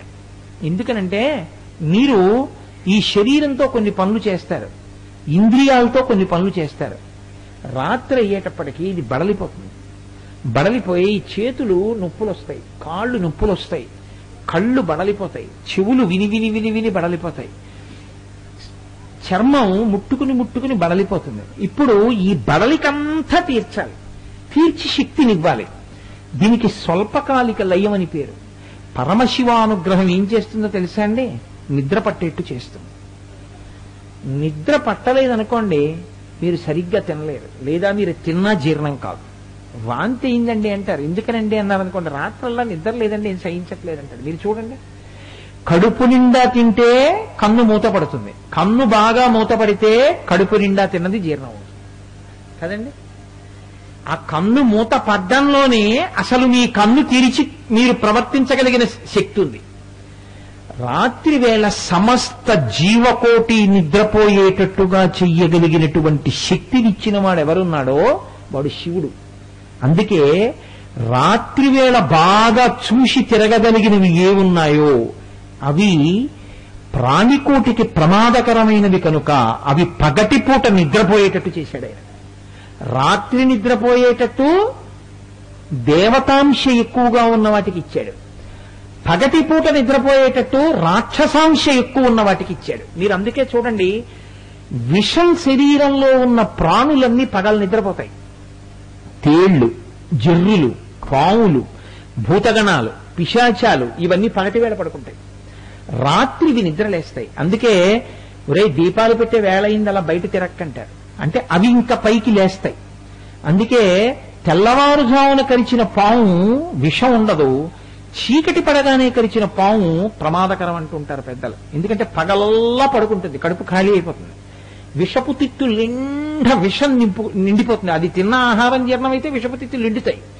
అది 6-7 గంటల వేళ బయటికి వచ్చినప్పుడు కరిచింది అనుకోండి, తిత్తుల నిండా విషం ఉంది కాబట్టి ఎక్కేస్తుంది. అది రాత్రల్లా తిరిగేటప్పుడు ఏ కప్పనో పడుకుంటుంది. ఆ కప్పని చంపి జీర్ణం చేసుకోవడంలో ఈ విషపు తిత్తులు ఖాళీ అవుతాయి. తెల్లవారుజామున కరిచింది అనుకోండి, విషపు తిత్తుల్లో ఇంకా విషం లేదు కాబట్టి బతికే అవకాశం ఉంటుంది. తెల్లవారుజామున మనం లేచి నడవడం మొదలు పెడతాం కాబట్టి అప్పటికి దాని తిత్తులు ఖాళీ చేయిస్తాడు ఆయన. రాత్రి వేళ అది లేచి తిరుగుతుంది, మనం తిరగం. రాత్రి వేళ అది తిరుగుతుంది, మనం పడుకుంటాం. పగటి వేళ మనం తిరుగుతాం, అవి పడుకుంటాయి. రెండిటికీ శక్తినిస్తాడు. ఇది భూతనాథుడంటే. ఆయనకి పావుల్ని నేను ఇవ్వనండవు, వాటికి శక్తినిస్తాడు, మనకి శక్తినిస్తాడు. కానీ వాటి శక్తి చేత మనకి ప్రమాదం, మన శక్తి చేత వాటికి ప్రమాదం లేకుండా చేస్తాడు. చీకటి పడింది ఎందుకురా దొరవ పెడతావు, పురుగు పుట్ర ఉంటాయి తెల్లకంటారు. అంటే నువ్వు తెలుసుకుని ఉండాలి, చీకటి పడింది ఇంకా అవి తిరిగే వేళ నువ్వు తిరగకూడదు. కొన్ని చోట్లకు నువ్వు వెళ్ళకూడదు, ఇంకా చీకటి పడిపోయింది కాబట్టి. ఎందుకంటే అవి ఇంకా లేచి తిరుగుతాయి. లేచి తిరిగేటప్పుడు నువ్వు వెళ్ళకూడదు. చీకటి వేళలో కొన్నిటికి విశ్రాంతి, పగటి వేళలో కొన్నిటికి విశ్రాంతి. అందుకే పగటి వేళ నిద్రపోవడం ఏంటంటే, పగటి వేళ ఉపనయనం అయిపోయాక పగటి వేళ నిద్రపోయిన వాడికి వచ్చినటువంటి కళ ఎప్పుడూ నిజమవదు, పోతుందంతే. వాడికి అక్కడతో శౌచం. పగటి వేళ నిద్రపోయాడు అనుకోండి, వాడు స్నానం చేస్తే తప్ప ఏ పని చేయకూడదు. ఇంకా పగటి నిద్ర మనకి పనికిరాదు, రాత్రి నిద్ర వాటికి పనికిరాదు. అవి రాత్రి నిద్రపోవు, మనం పగలు నిద్రపోకూడదు. ఇది శివశాసనత, ఇది శివశాసనం. ఇప్పుడు చెప్పండి, శివుడు స్వల్పకాలిక ప్రళయం చేసి ఉండకపోతే ఆయన రాత్రి మనకి నిద్ర, పగలు వాటికి నిద్ర ఇవ్వకుండా పగలే అవి మనము కూడా తిరిగేట్టు పెట్టాడు అనుకోండి, ఎంత ప్రమాదం వచ్చును. ఆకలండి వచ్చేస్తుంది అది బయటికి. అలా రాకుండా ఆయన శాసనం చేశాడు. రాత్రి నిద్రాకాలిక సుఖాన్నిచ్చేటటువంటి వాడు మహాత్ముడు. నిద్ర పట్టకపోతే మీరు చూడండి పరిస్థితి. మీరు ఏం చేయగలరండి నిద్రపోవాలంటే? పరుపు వేసుకోగలరు, ఆల్అవుట్ పెట్టుకోగలరు, ఏసీ వేసుకోగలరు, పల్చటి దుప్పటి కప్పుకోగలరు, పడుకోగలరు. నిద్ర పట్టకపోతే తహసీల్దార్ ఆఫీసులో చలానా కట్టి తెచ్చుకుంటారండి. అదే రేషన్ కార్డా? అలా ఏం తెచ్చుకోలేరు మీరు. దానికి ఏం రిలీజ్ ఆర్డర్ ఉండదు. ఈ కాస్త నిద్రెక్కించండి అనడానికి ఏం ఉండదు. పైగా మీరు కృతకంగా నిద్రపోవడం అలవాటు చేసుకుంటే మీ నాడీ మండలం శక్తిహీనం అయిపోతుంది కొంతకాలానికి. అందుకే స్లీపింగ్ పిల్స్ అదే పనిగా వేసుకోవద్దని చెప్తారు. స్లీపింగ్ పిల్ మీరు బలవంతంగా నిద్ర తెచ్చుకోకూడదు. నిద్ర తనంత తాను రావాలి. నిద్ర పట్టకపోతే దుష్టాలోచనలతో ఉన్నవాడని గుర్తు. మహాభారతంలో సంజీవుడు అడిగాడు ధృతరాష్ట్రుడిని, నీకు ఎందుకు పట్టదు నిద్ర అని అడిగాడు. రాత్రి నిద్ర పట్టాలి, తెల్లవారుజామున లేవాలి. అందుకే పూర్వం 6:30 ఇప్పటికీ కొన్ని మన గోపాలకృష్ణ గారు నాతో ప్రస్తావన చేశారు. ఏదో ఊరు నేను మర్చిపోయాను కానీ దుర్మేధాహ. కానీ ఇప్పటికీ ఎందుకు మా టేకి నేను వెంకటరమణ గారి ఊరు వెళ్ళినప్పుడు చూస్తుంటాను కదా, చాలా తొందరగా భోజనం చేసి పడుకుంటారు వాళ్ళు కదండి. చాలా మంచి అలవాటు అది, అదేం దోషమేం కాదు. అది తెల్లవారుజామున లేవడం 4 గంటలకి చాలా మంచి అలవాటు. తొందరగా పడుకోవడం చాలా మంచి అలవాటు. రాత్రి వేళ జీర్ణ వ్యవస్థ బలహీనంగా ఉంటుంది కాబట్టి ఎక్కువ సమయాన్ని ఇవ్వాలి జీర్ణం చేసుకోవడానికి. అందుకు తొందరగా తిని పడుకునేవారు.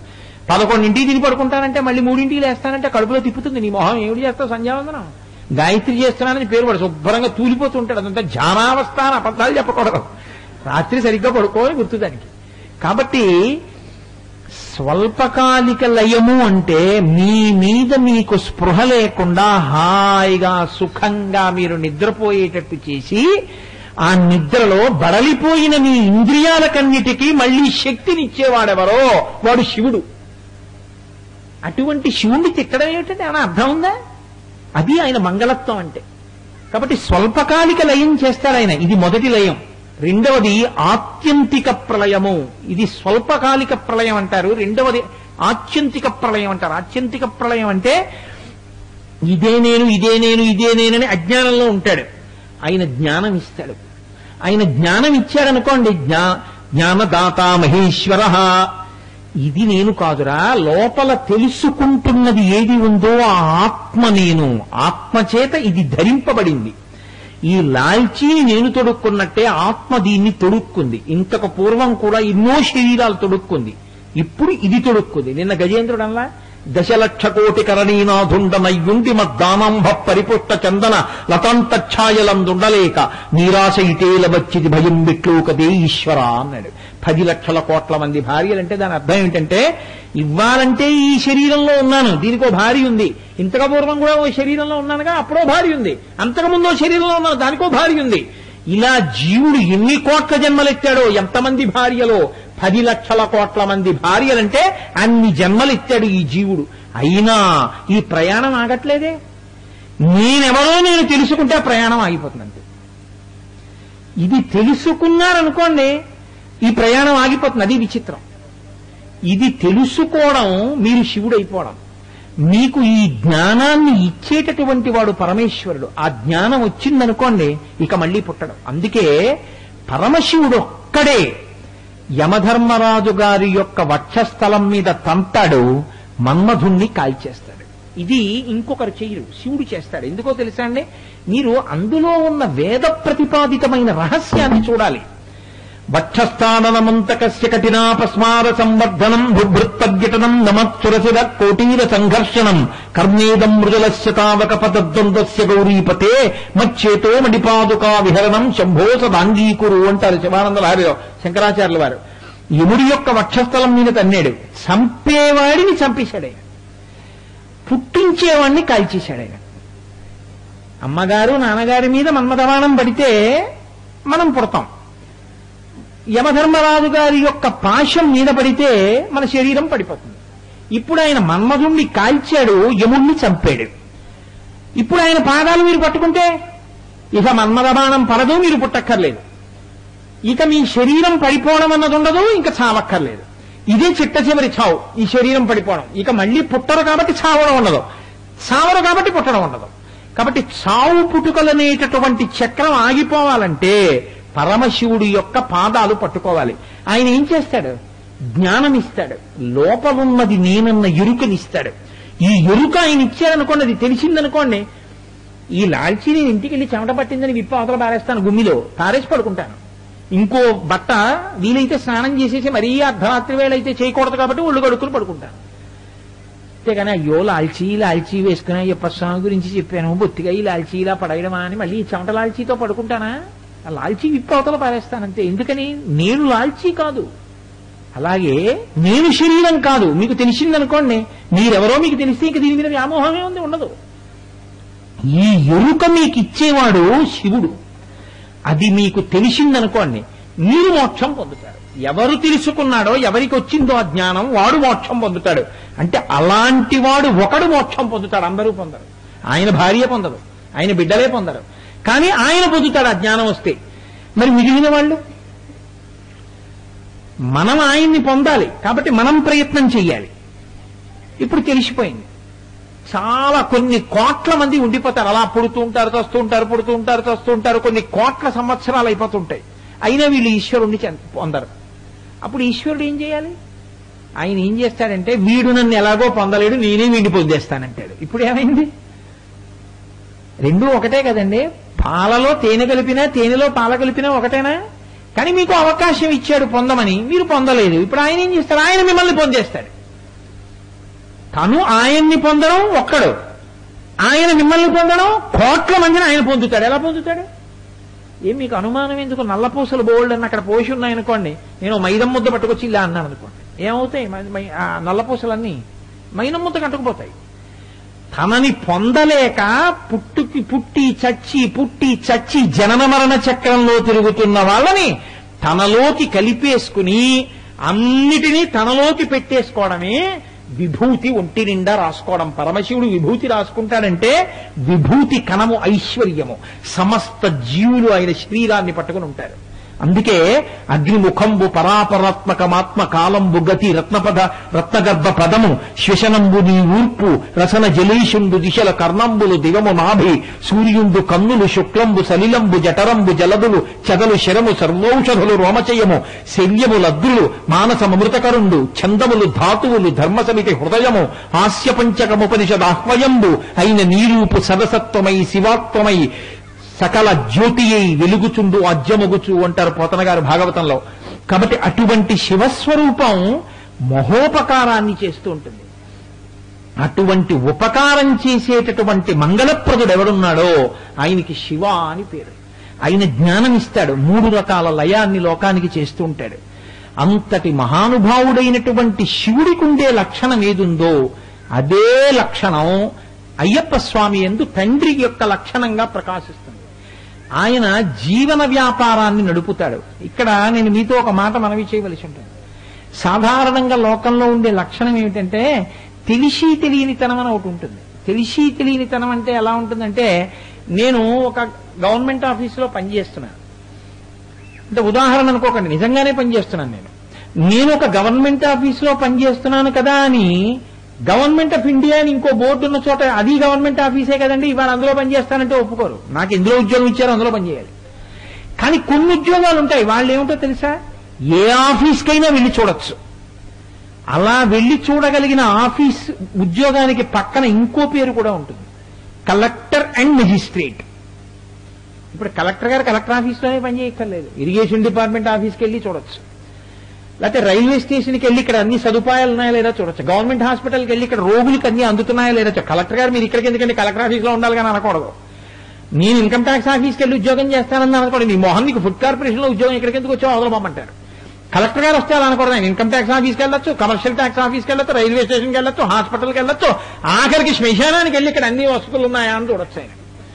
తప్ప ఆయన చెయ్యగలిగింది చెయ్యలేనిది రెండేం లేవు. అందుకే కలెక్టర్ అన్నదాని పక్కన మీరు ఏది చేర్చినా కలెక్టర్ కన్నా తక్కువే కానీ కలెక్టర్ కన్నా ఎక్కువ అవదు. మీరు చూడండి, joint collector, sub collector, deputy collector, ticket collector, ఏమనండి కలెక్టర్ కన్నా తక్కువే, కలెక్టర్ కన్నా ఎక్కువ కాదు, కలెక్టరే ఎక్కువ. అంతే. అద్వైతం కూడా అంతే. అద్వైతం అద్వైతంగా గొప్పదండి. దాని పక్క వెనక ముందు మీరు ఏం చేసినా అద్వైతమే గొప్పదవుతుంది. ఎందుకంటే అద్వైతం కలెక్టర్ లాంటిది. కాబట్టి ఆ స్థితిలో నిర్వాహకత్వము అంటారు. అసలు ఈశ్వరుడు యొక్క స్వరూపం ఏమిటో తెలుసా అండి, ఆయన ఏదో ఒక పని చేస్తాడని మీరు అనుకుంటే అంతకన్నా పొరపాటు ఇంకోటి లేదు. పరమశివుడు అంటే ఈ మూడే చేస్తాడండి అని మీరు అనుకున్నారనుకోండి, పొరపాటు అది. అలా ఆయనే అదొక్కటే చేయడు, ఆయన అన్నీ చేస్తూ ఉంటాడు. కలెక్టర్ గారు మెజిస్ట్రేట్ గా ఎలా ఉంటారో అలా బ్రహ్మగారు మెజిస్ట్రేట్, విష్ణువు మెజిస్ట్రేట్, శివుడు మెజిస్ట్రేట్. ఆయనే మూడుగా ఉంటాడు. ఒక కలెక్టర్ గారే మెజిస్ట్రేట్ గా కూడా ఉన్నట్టు శివుడే విష్ణువుగా ఉంటాడు, విష్ణువే శివుడుగా ఉంటాడు, బ్రహ్మగారు శివుడుగా ఉంటాడు, శివుడు విష్ణువుగా ఉంటాడు. ఆఖరికి వీళ్ళందరూ కలిపి ఒకటైపోతారు. ఎంత చిత్రంగా ఒకటైపోతారో తెలుసా అండి. మీకు నేను ఒక్క మాట చెప్తానంటే, ఇంత వేదాంతాన్ని ఇప్పుడు చెప్పడం కష్టంగానే అసలు ఇన్ని ఉండిపోయాయి అనుకోండి, నిజంగా ఇన్ని ఉన్నాయనుకోండి, బ్రహ్మగారు ఒకటి, విష్ణువు ఒకటి, శివుడు ఒకటి, పార్వతీదేవి ఒకటి, లక్ష్మీదేవి ఒకటి, సరస్వతీదేవి ఒకటి, విశ్వక్సేనుడు ఒకటి, వినాయకుడు ఒకటి, సుబ్రహ్మణ్యుడు ఒకటి, ఇంతమంది ఉన్నారనుకోండి, గొడవ వచ్చి తీరుతుంది. ఎప్పుడో అప్పుడు వస్తుంది, ఎక్కడో అక్కడ వస్తుంది. ఎందుకో తెలుసా, మీకు ఒకటే చెప్తా. అసలు నిజంగా గొడవ తెచ్చుకోవాలంటే ఒక్కటి చాలండి. మన్మధుడు విష్ణువు యొక్క కుమారుడు, మన్మధుడిని శివుడు కాల్చేశాడు. చాలదా దెబ్బలాడుకోవడానికి? ఎప్పుడైనా దెబ్బలాడుకున్నారండి? దెబ్బలాడుకోలేదు సరికదా, విష్ణువు కుమార్తె వల్లిని తీసుకెళ్లి శివుడు కొడుకు సుబ్రహ్మణ్యుడికి ఇచ్చి పెళ్లి చేశాడు. అదేంటది అంటే ఇందులో చమత్కారం ఉంది, మీరు పట్టుకోగలిగితే. విష్ణువే పార్వతి, రెండుండవు. ఆవిడే శక్తి కదలిక, ఆవిడే పురుషస్వరూపంలో విష్ణువు. అందుకే ఇద్దరూ అందగాళ్ళు, ఇద్దరూ అవతార స్వీకారం చేస్తారు, ఇద్దరూ అలంకార ప్రియులు. ఈ విష్ణువు ఆడదానిగా పార్వతిగా ఉండి పరమశివుడిలోకి సగంలోకి వచ్చేస్తాడు. బిడ్డలు ఎవరికి పుట్టాలి? ఎప్పుడు ఆడదానికి పుట్టాలి. అందుకే విష్ణువు నాభికమలంలోంచి బ్రహ్మగారు పుడతారు, అంటే పార్వతీ నాభికమలంలోంచి బ్రహ్మగారు వస్తారు.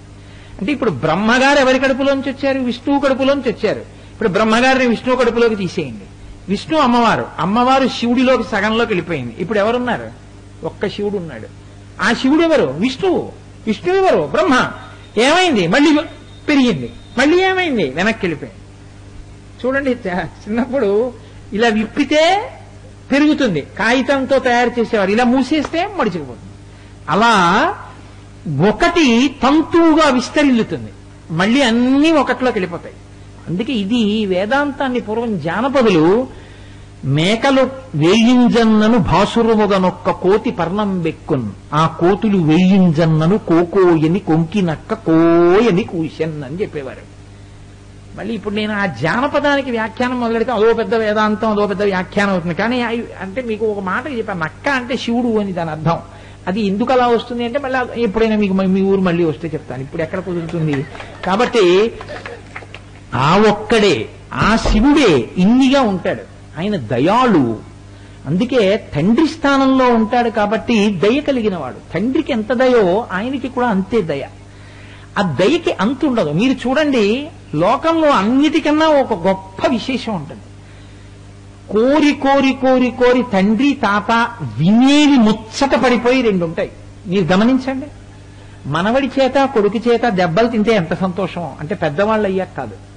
పసిపిల్లలుగా ఉన్నప్పుడు ఆడుకుంటూ ఆడుకుంటూ నాన్నగారి దీక్షలో ఉంటే ఆ గడ్డం పట్టుకుని కొడుకు పీకుతున్నాడు అనుకోండి, తండ్రి పీకకు నాన్న అంటాడు. ఎంత పీకుతుంటే తండ్రికి అంత సంతోషం. ఆయన మహాపండితుడు.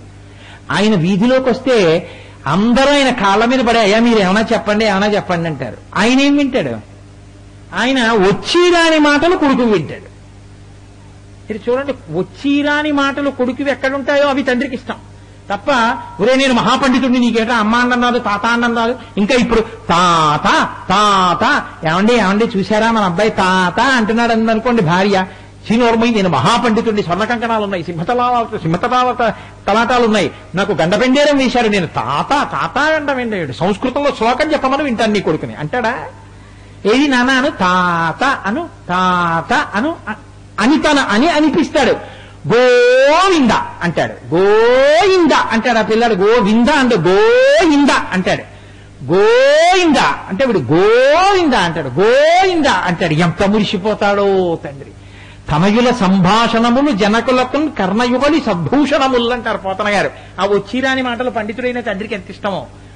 ఈశాన సర్వ విద్యానాం ఈశ్వర సర్వభూతానాం బ్రహ్మాధిపతి బ్రహ్మణోధిపతి బ్రహ్మా శివోమే అస్తు సదాశివోం. సమస్త శాస్త్రములకు తనలోంచొచ్చిన పరమశివుడు కూడా భక్తితో తన గురించి మాట్లాడేటటువంటి భక్తుల మాటలు చేతకాని మాటలు. నిజంగా ఆయన గురించి మనం మాట్లాడగలమా? పరాశర భట్టలు అంటారు, స్తోతావంతమిషంతి దేవి కవయోజో విస్మృణీతే గుణాం స్తోతవ్యస్య తతశ్చతే స్తుతిధురాం అయ్యేవ విశ్రామ్యతి యస్మాత్తస్మదమర్షిణీయ పణితి స్వీకారతస్తే గుణాః క్షాంత్యౌదార్య దయాదయో భగవతి స్వాం ప్రస్తు వీరాం ప్రధాన్ అంటారు. అమ్మా నేను చెప్పడం వల్ల గొప్పతనం వచ్చిందా? నేను ఎంతటి వాడిని నీ గురించి చెప్పడానికి? నేను చేతకాని మాటలు చెప్పినా నువ్వు స్వీకరించావు కాబట్టి నా మాటలకి గొప్పతనం వచ్చిందమ్మా అంటారు. తాత అండని పిల్లాడు తాత గోయింద అంటే తండ్రి సంతోషించారు కాబట్టి ఆ మాటకి విలువ వచ్చింది. లెంపకాయ కొడితే విలువ ఎక్కడ వస్తుంది? ఇన్ని విద్యలకు ఆలవాలమైనటువంటి పరమశివుడికి సంతోషం ఏమిటో తెలుసా అండి? వచ్చిరాని మాటలు పిల్లలు గడ్డం పీకినట్టు తన భక్తుల చేతి దెబ్బలు కూడా ఆయన తింటారు. అది ఆయన సంతోషం. శంకరాచార్యులు వారు శివానంద లహరిలో దిప్పి పొడిచారు ఈ విషయాన్ని ఒక చోట. కాబట్టి అర్జునుడు తపస్సు చేశాడు ఆయన కోసం. కిరాతుడి వేషంలో వచ్చాడు. ఒక పందిని విడిచిపెట్టాడు, మూకాసురుణ్ణి అటు అర్జునుడు వేశాడు, ఇటు ఈయన బాణం వేశాడు. నే చంపానని అర్జునుడు అన్నాడు, నే చంపానని శివుడు అన్నాడు. పాశుపతాస్త్రం అడుగుతున్నాడు, చూద్దాం ఏం చేస్తాడో. అక్కడి నుంచి నే చంపానని అర్జునుడికి పౌరుషం వచ్చింది, క్షత్రియుడు కదా. బాణాలు వేశాడు. ఆయన మహానుభావుడు, అన్ని వేదములు ఆయనలోంచి వచ్చాయి. ధనుర్వేదంలో మంత్రాలు ఆయనకి లెక్క. లాగి బారేశాడు ఆ బాణాలన్నీ. కోపం వచ్చింది, గాంధీవం ఎత్తి కొట్టబోయాడు. గాంధీవాన్ని అదృశ్యం చేసేశాడు. ఇంకా కోపం వచ్చింది, మల్ల యుద్ధం చేసి పరమశివుడని తెలియక ఆయన్ని పట్టుకుని ఆయనతో కలిసి యుద్ధం చేస్తున్నాడు, పొడుస్తున్నాడు, గుద్దుతున్నాడు, మీద పడుతున్నాడు, కింద పడుతున్నాడు. పిల్లాడితో ఆడుకున్న తండ్రిగా అర్జునుడితో మల్ల యుద్ధం చేసి ఆడుకున్నాడు. తన శరీరాన్ని తగల్చాడు అర్జునుడి శరీరానికి. ఆఖరికి కోపం వచ్చి ఆయన జటాజూటం మీద కొట్టబోయాడు. అప్పుడు పరమశివుడిగా ఎదురుకుండా కనపడ్డాడు. పొంగిపోయాడు ఇంత అర్జునుడు. ఎవరిని ముట్టుకోవడం కూడా కుదరదు అటువంటి తండ్రి, నాతో దెబ్బలు తిన్నావా, నాతో యుద్ధం చేశావా, నన్ను కౌగిలించుకున్నావా, కింద మీద పడ్డావా, ఏమి ఆప్యాయతయా నీది? అప్పుడు స్తోత్రం చేశాడు. శ్రీకంఠలోకేశ లోకోద్భవస్థాన సంహారహారి మురారి ప్రియా చంద్రధారి మహేంద్రాది బృందారకానంద సందోహ సంధాయి పుణ్యస్వరూపా విరూపాక్ష దక్షాధ్వరద్ధం చకాదేవ నీదైన తత్వంబు భావించి బుద్ధి ప్రదానంబు కర్మంబు విజ్ఞానమధ్యాత్మ యోగంబు సర్వక్రియాకారణం వంచు నానా ప్రకారంబులం బుద్ధిమంతులు విచారించుతు నిన్ను భావించు ఈశాన సర్వేశ్వర సర్వసర్వజ్ఞ సర్వాత్మక నిర్వికార ప్రభావ భవానీ నీవు లోకత్రయీవర్తనంబుల్ మహావాయు ఖాతాగ్ని సోమాక్క తోజంబులం చేసి సంసార చక్రక్రియా యంత్రవాహుండ వైతాది దేవాది దేవా మహాదేవ నిత్యంబు నత్యంత యోగస్థితి నిర్మల జ్ఞాన దీప ప్రభాజ్వాల విధ్వస్త నిస్సార సంసార మాయాంధకారు జితక్రోధ రాగాది దోషుల్ యతీంద్రుల్ యతాత్మల్ భవత్పాద పంకేరుహద్యాన డిండీర ధారానుభూతించదా తృప్తులైరవ్యయా భవ్యసేవ్యా భవ భర్గ భట్టారక భర్గవాకుత్స నానాముని స్తోత్ర దత్తావధానానాతేక్షణో గ్ని భస్మీకృతానంగ భస్మాను లిప్తాంగ గంగాధర నీ ప్రసాదంబులం సర్వ నిర్వాణ గంధర్వులం సిద్ధ సాధ్యోరగేంద్ర మహేంద్రాదులం శాశ్వత ఐశ్వర్య సంప్రాప్తులైదీశ్వర విశ్వకర్త సురాభ్యర్థిత నాకు అభ్యర్థితంబుల్ ప్రసాదింపు కారుణ్యమూర్తి త్రిలోకైకనాథ మహాదేవదేవ నమస్తే నమస్తే నమస్తే నమః అని కాళ్ళ మీద పడ్డాడు. పాశుపతాస్త్రాన్ని అనుగ్రహించాడు.